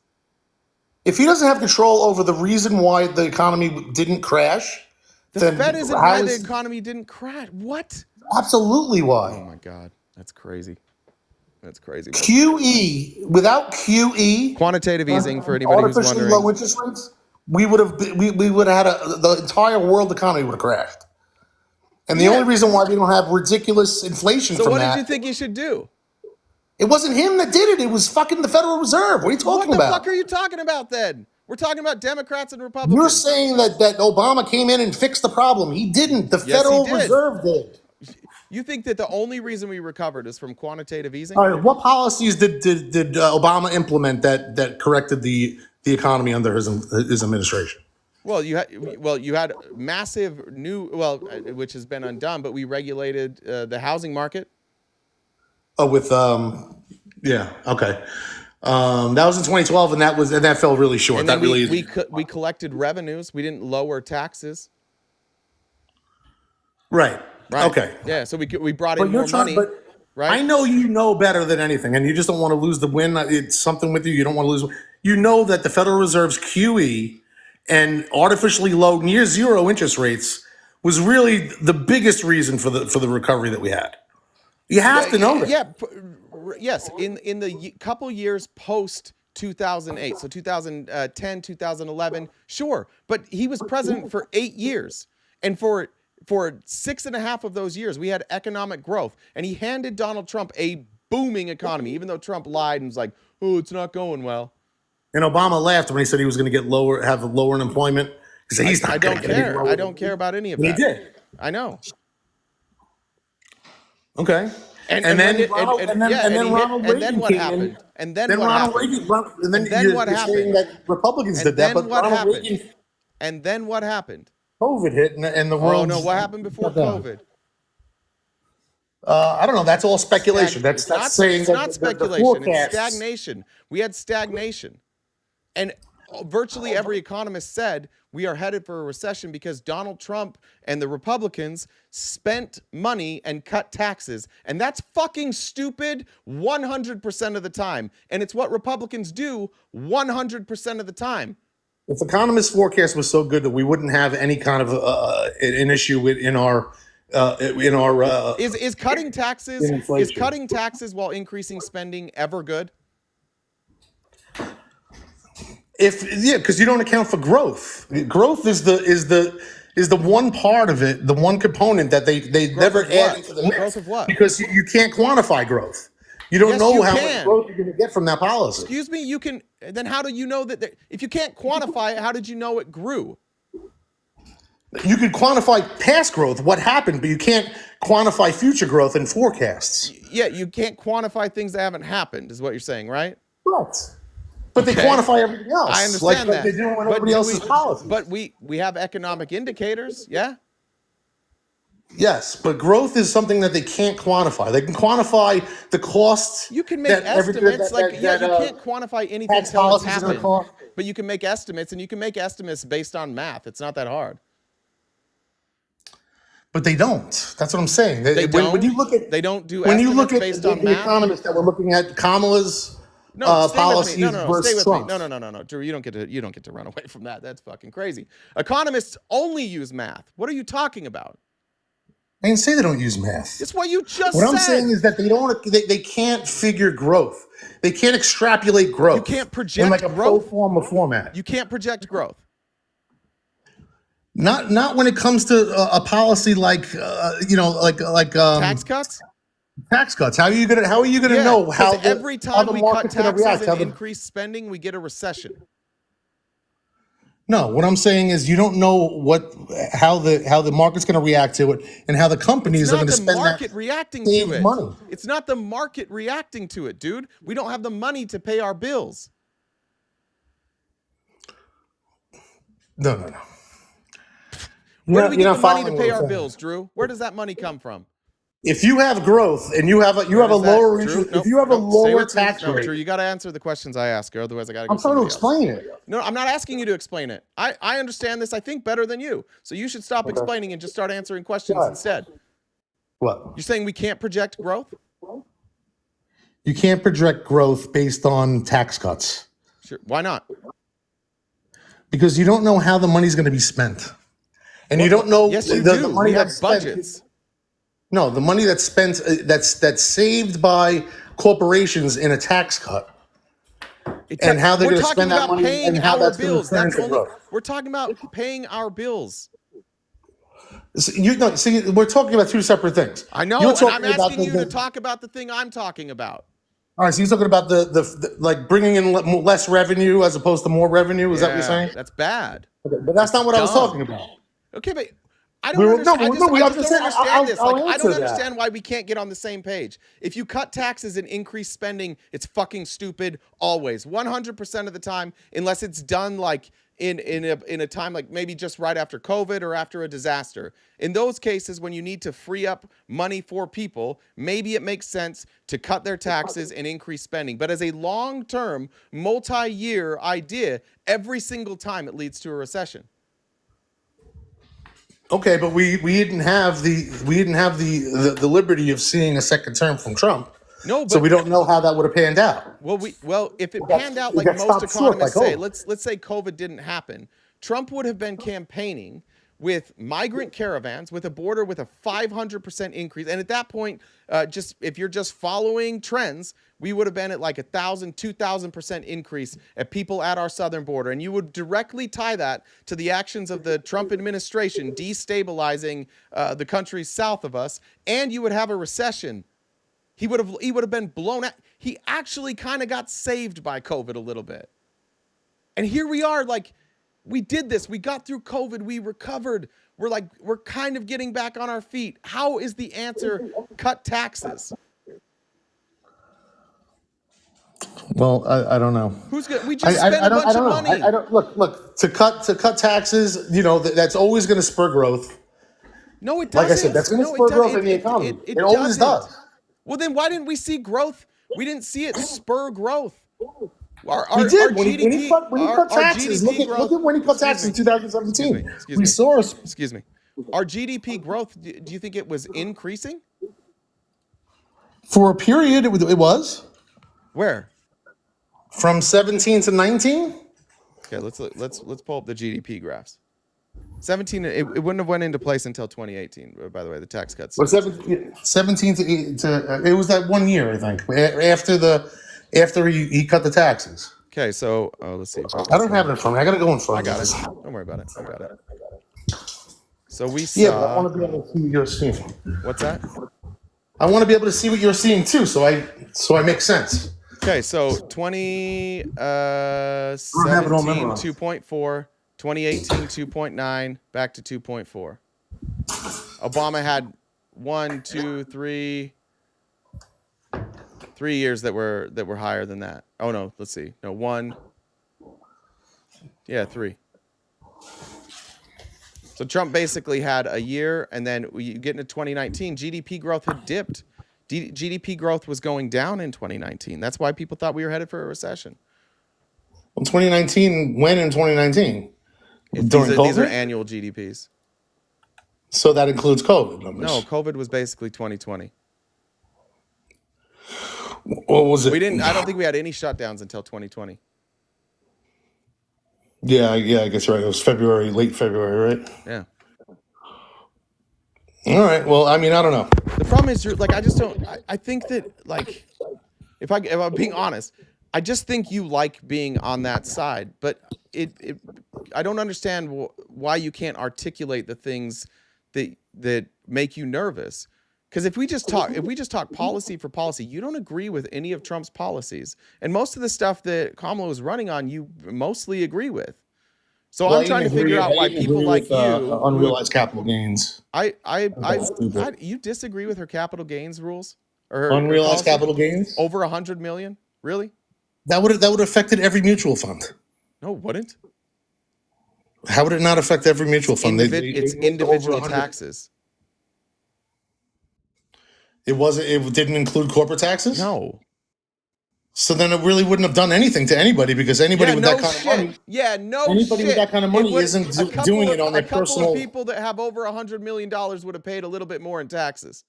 Not even, because anybody with that kind of money isn't. That's not in a personal. That's not. Then they're not 100 million. It's not cash. It's net worth. Going to be like in through an LLC or a trust. It's net worth. It's not cash. It's net worth. No, what I'm saying is, it would have anybody with that kind of money has it in an LLC or in a trust. It's not just in their. They're not including that in their personal tax returns, or they'd be stupid. Well, it was like 900 people who would have been affected by it. Okay. Yeah. You think people need, like, after 100 million, you have a problem with them paying capital gains? Elon Musk bought Twitter with no money. But unrealized capital gains just doesn't make sense. It doesn't make sense until you get to a scenario where it does. Like, it doesn't make sense for you and I. It doesn't make sense for people who their net worth is 2 or 3 million, because if you give them capital gains tax, like for me, my house is most of my net worth. But if I had to pay capital gains on that every year, that would suck. But if you have a net worth of $100 million, you can pay capital gains on every dollar over 100 million. Right, but let's look at it in a stock type of thing, right? In stock. It's not about. So, it's not stocks though. Well, stocks are part of your net worth. Potentially, yeah. Right. So, all right. So even so, let's say real estate and stock, anything that fluctuates with a market. Yeah. So, who's this? If you're not realizing that gain, why should you pay taxes on it? It doesn't make any sense. Why do you get to write off the losses? What losses? People write off losses all the time for investments. Yeah, if you sold it, so you can write it off. But if you benefit from it, you don't pay taxes. But you're not benefiting from it until you sell it, until you lock in the gain. That's the problem. People aren't selling things. But that's just the way it works. That's like anything. That's like why we were trying to change it. So I had a house that I bought. This doesn't apply to you. You don't have $100 million. It doesn't. I'm just giving you an example. I'm just giving you an example. Then give me an example of you having a net worth of $100 million. Okay, let's pretend I have a net worth of $100 million. Great. Okay, and my real estate holdings at this current period of time is 50 million, and the other is in stocks that's also worth 50 million on paper. Okay. And then we have an economic downturn next year. You realize in this scenario you wouldn't have paid any capital unrealized capital gains, right? Why? Because it's over Because 100 it's million. for every dollar over 100 million. So let's say you make 100 million, you have a net worth of 100 million and $10. You're going to pay capital gains on $10. I understand what you're saying. I'm just saying it didn't make any sense. Well, Even if yours it's didn't just make sense benefiting because you the gave me rich, that you I'll gave me a never be. scenario where you wouldn't pay capital gains tax. What? You just gave me a scenario where you wouldn't have paid capital gains tax. All right, I'm sorry. So now you're right. let's do it this way. Let's say you have a net worth of $100 million, whatever it is, and your property 200 values million. values go up, and next year you have a net worth of $110 million. And let's say capital gains tax is, just for an easy number, is 20%. So 10 million, you're paying $2 million. You're telling me that somebody with a net worth of $110 million can't pay $2 million in taxes? I'm not saying that they can. I'm saying that Why just shouldn't that's they? just maybe they do, but not by that mechanism. That's just not the right mechanism. It's just that mechanism is flawed What do you because mean you're mechanism? saying What do you mean mechanism? you're saying that unrealized capital gains are taxable. Yes, It only doesn't at make a any certain level. sense. It makes sense at a certain level. It doesn't make sense ever It makes sense. Okay, well then why doesn't it make sense? because it's unrealized. No shit. Yeah, we know what the word means, bud. Nobody's confused on what the word means.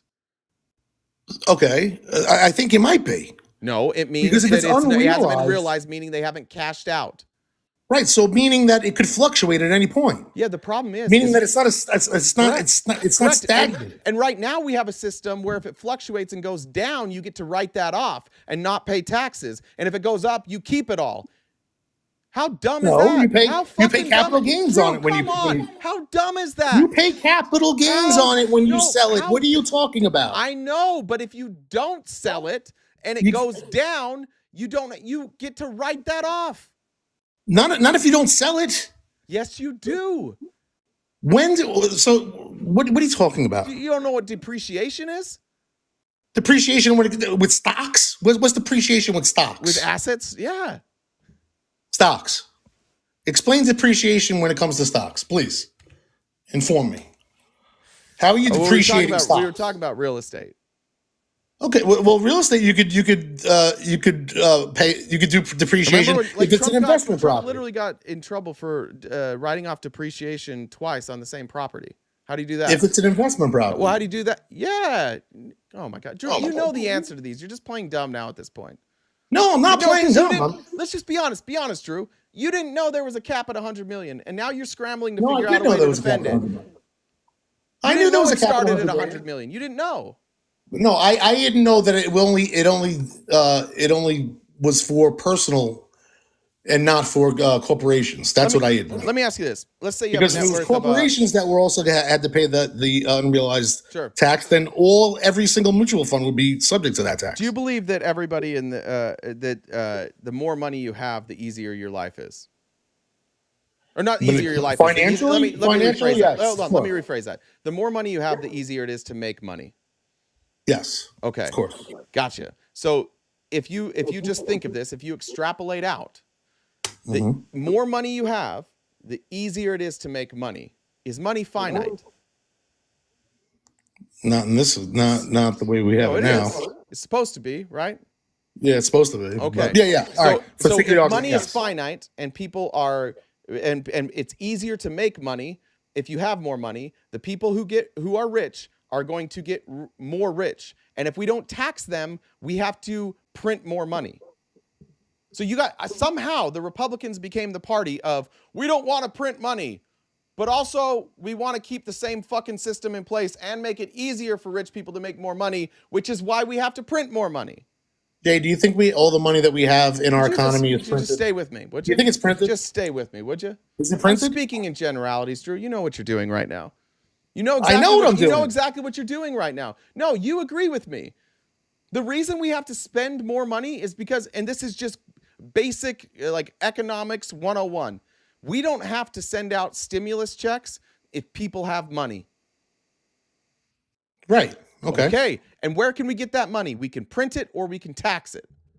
And if we Okay, all print right. it, I wasn't seeing. I if we wasn't seeing print where you it, were it making that. devalues our currency. If we tax it, it doesn't. And somehow the Republican Party is saying, let's print more money to devalue our currency. Let's not tax billionaires, and this will fix it. It's stupid, dude. It's so stupid. Look, I don't know how we got on here. You do this to me every time. I was having one conversation. I was having one conversation about one thing. No, come back. I'm not trying. I'm not trying to. I need you to come back. Defend Trump's. I need you to come back. Here's what economic happened, plan. Drew. Here's what happened, Drew.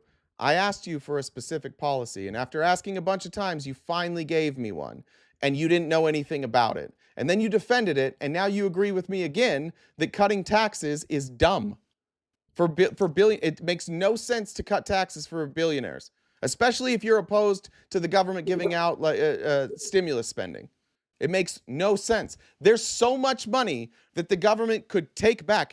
If you open up your wallet and you look at a piece of cash, it's not your money. It's our money, and it's supposed to circulate. And if it doesn't circulate, we either have to take it from the people who won't let it circulate or make more money. And if we make more money, it devalues our currency. And by the way, look at all these people that you just put in office. Look at Donald Trump. Look at Elon Musk. Look at Vivek Ramaswamy. Look at J.D. Vance. What do they all have in common? They stand to make a fortune off of things like cryptocurrency, things that are more manipulable, things that, and then they're like, oh, you know what we're going to do? We're going to manipulate the currency on both sides. We're going to manipulate the cryptocurrency, and we're going to manipulate this currency, and it's going to fuck over middle-class people and poor people, but the rich people are going to get more money. What do you think of the fact that Musk is saying that he could find $2 trillion in waste in the government? Do you think that's true?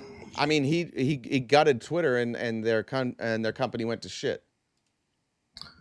What do you mean? Why do they go to the shit? Because they're not making any money. They lost 80% of their revenue. That's not why. And now they're bleeding users. That's not why. They lost revenue because of advertisers. Right. Yeah, because he cut the moderation. Because he cut the moderation team. Because of GARM. GARM. It's they control about 80% of the marketing dollars, and they're and they don't want their they don't want their advertisement next to somebody calling me a schmatzy. They're like, yeah, pass. They don't want somebody like the amount of slurs that are on Twitter now it's multiplied, but at least for me, like I never saw slurs, and now I consistently have slurs, and advertisers don't want to be there. And then he went and he cut the moderation team, he cut the programming team, shit stopped working. He's been a disaster at Twitter. You guys just don't know it because you're all happy that your friends get to be on Twitter again.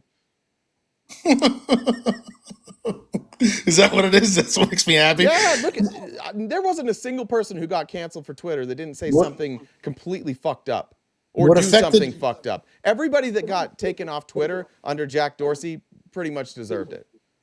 And we were all like, great, we don't need that. We're like, if that person was in my living room, I'd be like, can you leave? I don't need you in my house. If that person works for me at my business, I'd be like, you got to go. You're not wanted here. Go back to Reddit. Okay. Hundreds of thousands of people. That's just a different ideology. Led Twitter. Say it again. Hundreds of thousands of people in the last week have left Twitter. You ever heard of Solar? You ever heard of Solar City? Yeah. Yeah. How'd that go? Bad. Yeah. It went under, and that was Elon as well. Right. You know what he really wants to do? And this is something that not a lot of people talk about. When the infrastructure bill came around, they wanted rural broadband, and Elon came to them with Starlink. And Starlink is a lot better now than Starlink was then. But Elon couldn't show how he would get internet to these rural users, so he didn't get the contract, and he was banking on that contract. And now all these hardline providers are out there. They got those contracts, and even though Elon has a better product now, there's nothing he can do to change that. So wouldn't it make sense to butter up Donald Trump so that he can cancel those agreements and get a Starlink agreement? Probably. That makes sense, right?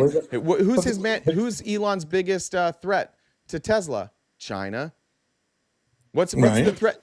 EV subsidies. He built his entire company on EV subsidies to the point now he has affordable vehicles and you don't need EV subsidies. And now Trump's going to pull those EV subsidies, and these other competitors who need EV subsidies to build up their fleet won't have them.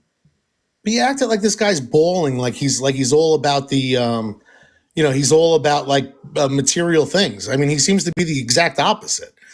To me, it sounds like Wait, what? Excuse me? I'm saying that he seems to not be as interested in material things as I don't care. Yeah, I don't think rich people are interested in, I don't think uber wealthy people get there because they want material things. I think they like they like the power. I don't see what you look. I mean, what does he have that isn't material things? He's got private jets. He made the Cybertruck, which is just like kind of like a joke that turned into a real thing.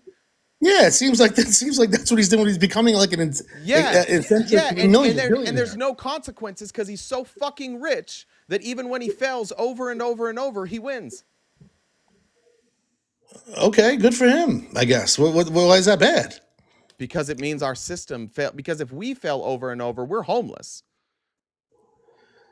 Right. Yeah, I understand. Yeah, right. So it's a dumb fucking system. And you guys just elected a bunch of billionaires. That's crazy. How the fuck do you guys think billionaires have your best interest at hand?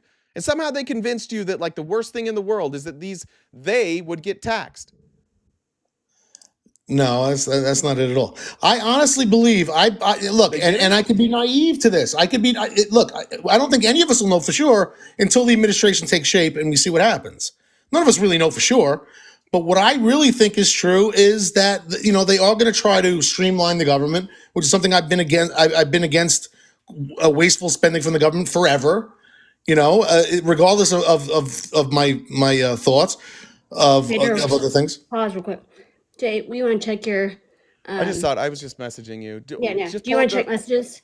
Yeah. You might have some for Drew. Right. Go ahead, Drew. And then you got Carlos. He's claiming. I don't know if Carlos knows how to request because he's not request, but he's saying that he's now has the balls to come talk to you. Oh, he does. So just so you know.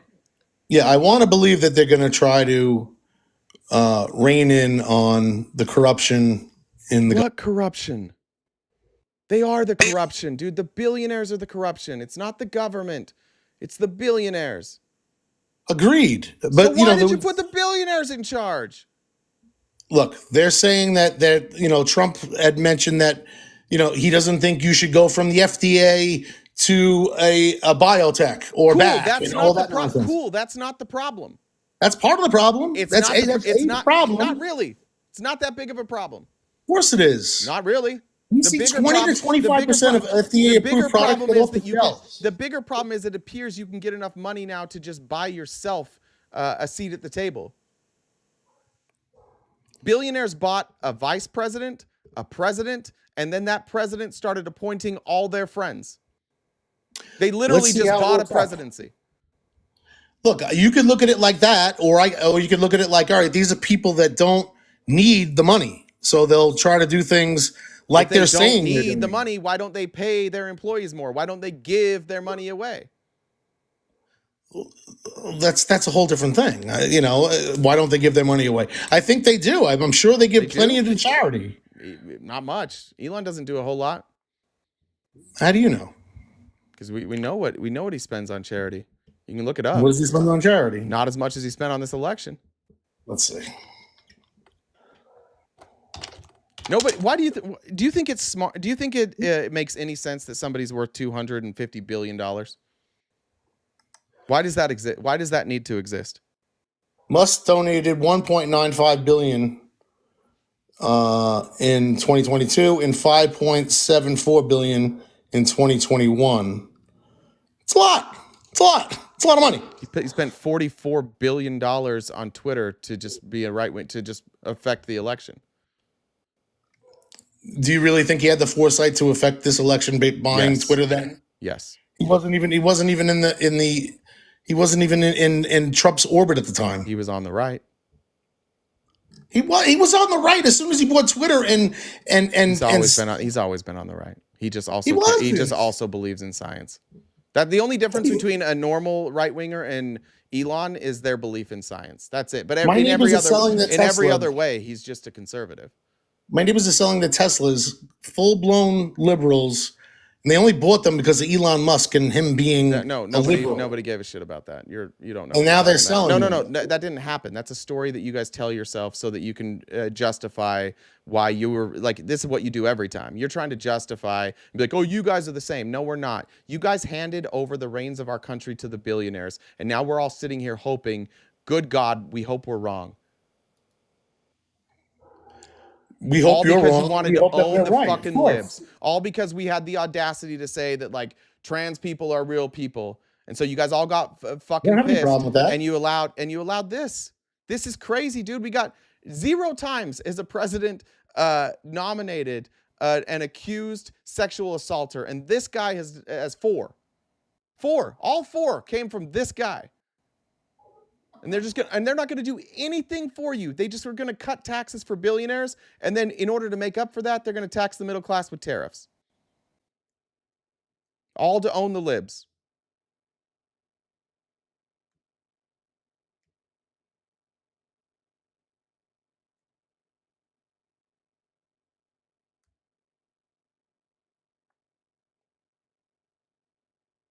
Did we lose you? Might have lost you. All right, Drew. Come back another time. Let me read messages. Thanks, guys. Oh, shit, we're out of time. Kimmy says, welcome back, Jay. I've missed you. Signed, your lesbian sister wife. Also, go Hawks. Oh, Kimmy, it's too soon on the go Hawks. It was heartbreaking. Bree said, don't forget to look me in the eye when you say this. Did I hear something about being... How can I look you in the eye while I also read this?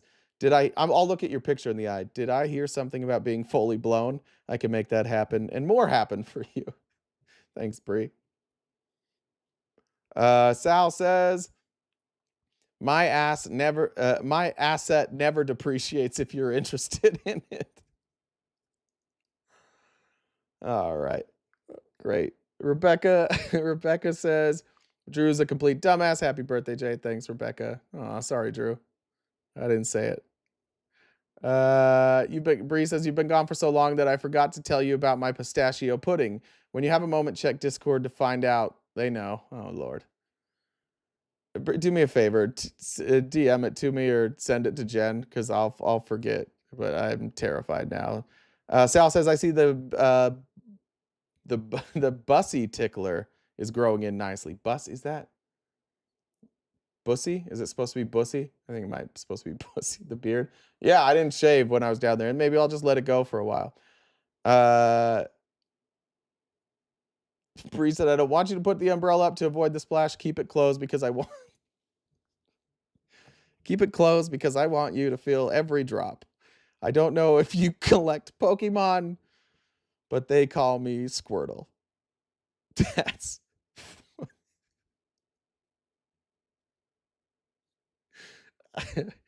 and also, I forgot about your cake pics. I got cake pics for you too. They're even interactive where you can take a bite. How do you take a bite out of a picture? Bree, that one's a winner. You got me on that one. Megan, Matt Gaetz is withdrawn. We covered that one. All right, cool. I caught up. Haley's back, guys. Joanna says, full ass you say? The sister wives said they agree. Thank you, Joanna. Timothy says, missed you this week. Fly, Eagles, fly. Congratulations to your Eagles. Haley says, I'm not much of a wine girl. I'm not much of a wine girl. I prefer moans. That's moans. Thank you. Wasn't me says, how does Drew talk around Cheeto danglies? Michael, Google advertisers coming back to X. I don't know. Advertisers come back to X. Yeah, they're still down like 80%. They may come back. We'll see. Amber says, why is it Republican states are the most dependent? Because they cut taxes and they don't generate any revenue. And they think they're fiscally responsible because we blue states bail them out all the time with subsidies. All right, got all the. Let me check PayPal real quick, make sure I got that.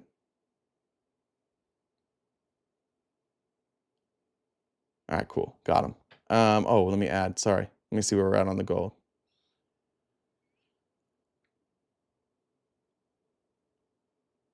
Oh, we are close. We are close on that.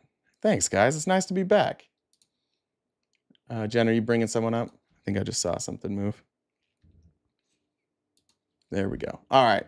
Who was in the box? We have where I don't know where you are, Carlos. I don't know why you're not in the box, but I'm Dad and what is hi, Jen. Close. You have been crying in the comments to let you up this entire time. I sent you an invite to request. Come up or go away. Jen's good. I've already invited you. I mean, grab a pair. Let's go. Now you're quiet. Where'd you go? Where'd you go, Carlos? There, I sent you one too, Carlos. You got it. Oh yeah, somebody said join Blue Sky. I did join Blue Sky. It's nice over there. I haven't been called any slurs so far. That's pretty good. Patricia says, want to role play? You be the wombat and you can dig in my hole. Oh my God. What the fuck? Amber, Jesus Christ. Amber says, happy birthday. Jesus. Oh my God. Can I suck and get a surprise? I don't even know what that means. I have no idea. Did Carlos come up yet? Carlos, No, please. he hasn't. Tiffany says, welcome back. Don't leave us again. Kidding, kind of. Listen, I'm going to leave you again. I need to go to Mexico like twice a year. Grammar Hole says, I hope you had a happy birthday. Mine is on Sunday. Happy birthday, Grammar Hole, on Sunday. To one of the OGs. Still no Carlos, huh? No. Clearly his testes haven't dropped yet, so I mean that tracks. Sorry, Carlos. All right. We did hit the goal. Thank you guys for getting those last ones out. But I'll take one more guest. Do we have somebody in there, Jen? I haven't seen anybody else. Carlos, like I said, cried in the comments forever, and he still doesn't have the stones. So once Sorry, again, Carlos. There was subscribe somebody to us in on YouTube. Or if you want to link to the Discord, send any mod a message and we can get you an invite. And merch, if you want to check out our merch. And then Tex, I'm sure you're either in here on another account or you'll be back soon, so I'll just block you too when you come in on that account. So. I like it. Text it. No, I'm not bringing up Mississippi Mud Pie again. I didn't realize that was Mike Tyson. I didn't realize that. You didn't realize the butt cheeks from Mike Tyson? No, that was so sad. That fight, that was devastating. I had a hard time watching that. It was not fun. It was a lot. Get out of here, Mud Pie. Carlos always cries in the comments. He claims he's a professor. When I think last time he was in there, he was claiming he was an active duty military. Carlos is not a professor. I know he's not. Professor of what? Bullshit. Carlos, you're better than that. Don't lie to the people. So. All right. Well, that's probably it then. I mean, yeah, sounds like it. So we hit the goal. Back tomorrow? Back tomorrow, 9:30 a.m. or 8:30, right? I'm at 8:30 Pacific. 8:30 Pacific, yeah. 8:30 or Mountain Time. To where's Miss Julie? Somebody said there's Miss Julie. I don't know. If Miss Julie's here, I love you. 8:30 a.m. to noon Pacific Standard Time, Monday through Friday, right here. You can catch the replays or the live stream on YouTube at RTP-Talks. You can follow me on Blue Sky. It's RTP Talks. You can follow me on Twitter. That's RTP Bets. And Instagram, I can't remember what it is, but those are all in the link tree except for Blue Sky. I need to add that there. Penny sent a message real quick. Thanks for what you do. Is that what that said? No, it just flashed away. Do we think Blue Sky will take off? I want to invest. I don't know. Good question. I'm the wrong person to ask, but you're going to need conservatives over there. But you need friction in order for those social media sites to work. So depends on how many conservatives. Blue Skies, they've got different things where they can block MAGA out of the username. They've got I don't know if it's a bot or what, but there's different ones that they can. They don't allow MAGA in the username? So they can set it up so they'll block them right away. You don't have to worry about. Oh, like you can set it up yourself? Yeah. Oh, or you can follow someone in particular and you can block them. So gotcha. That's someone said I'm looking for. Oh, go ahead. I was looking at who we might want to raid. Oh, perfect. But go ahead, sorry. Andrew Tate already got banned. That's amazing. What did he do? Come on and say the N-word again? I saw a tweet from him once that was just like, he said the N-word like 15 times. I have an interview tomorrow I'll show you guys from Elon Musk. It's like a 5-minute interview where the Republicans were sharing it like this was a walk-off. It was like a home run for Elon, and it was remarkably I don't think he knows really what's going on at Twitter. it was really tone deaf, even for him. Let's rate Johnny. Or Who else? Santana. Oh, Santana. I owe Santana one. Because I left him hanging, and I like Santana. Let's rate Santana. Tell him RTP sent you. Hold on. Here, let me just turn. Do you want the big screen? If you want. Yeah, I mean, that's his. There you go, guys. Santana Jones. And all of a sudden, a bunch of people are requesting. That's weird. Yeah. What is going on? Anyways, we're out of time. I'll be back tomorrow morning. Friendly Friday tomorrow, and I'll probably do a weekend show since I've been gone. So either Friday night or Saturday night, I'll probably go live. I got to figure it out with Jen. But there's Santana. Tell him RTP sent you, and we'll see you tomorrow bright and early. Thank you guys so much for the donations. It was nice to be back. Thanks for making my face red. I missed that. I missed all of you desperately. And Jen, I love you so much. Shut up. See you guys. Bye.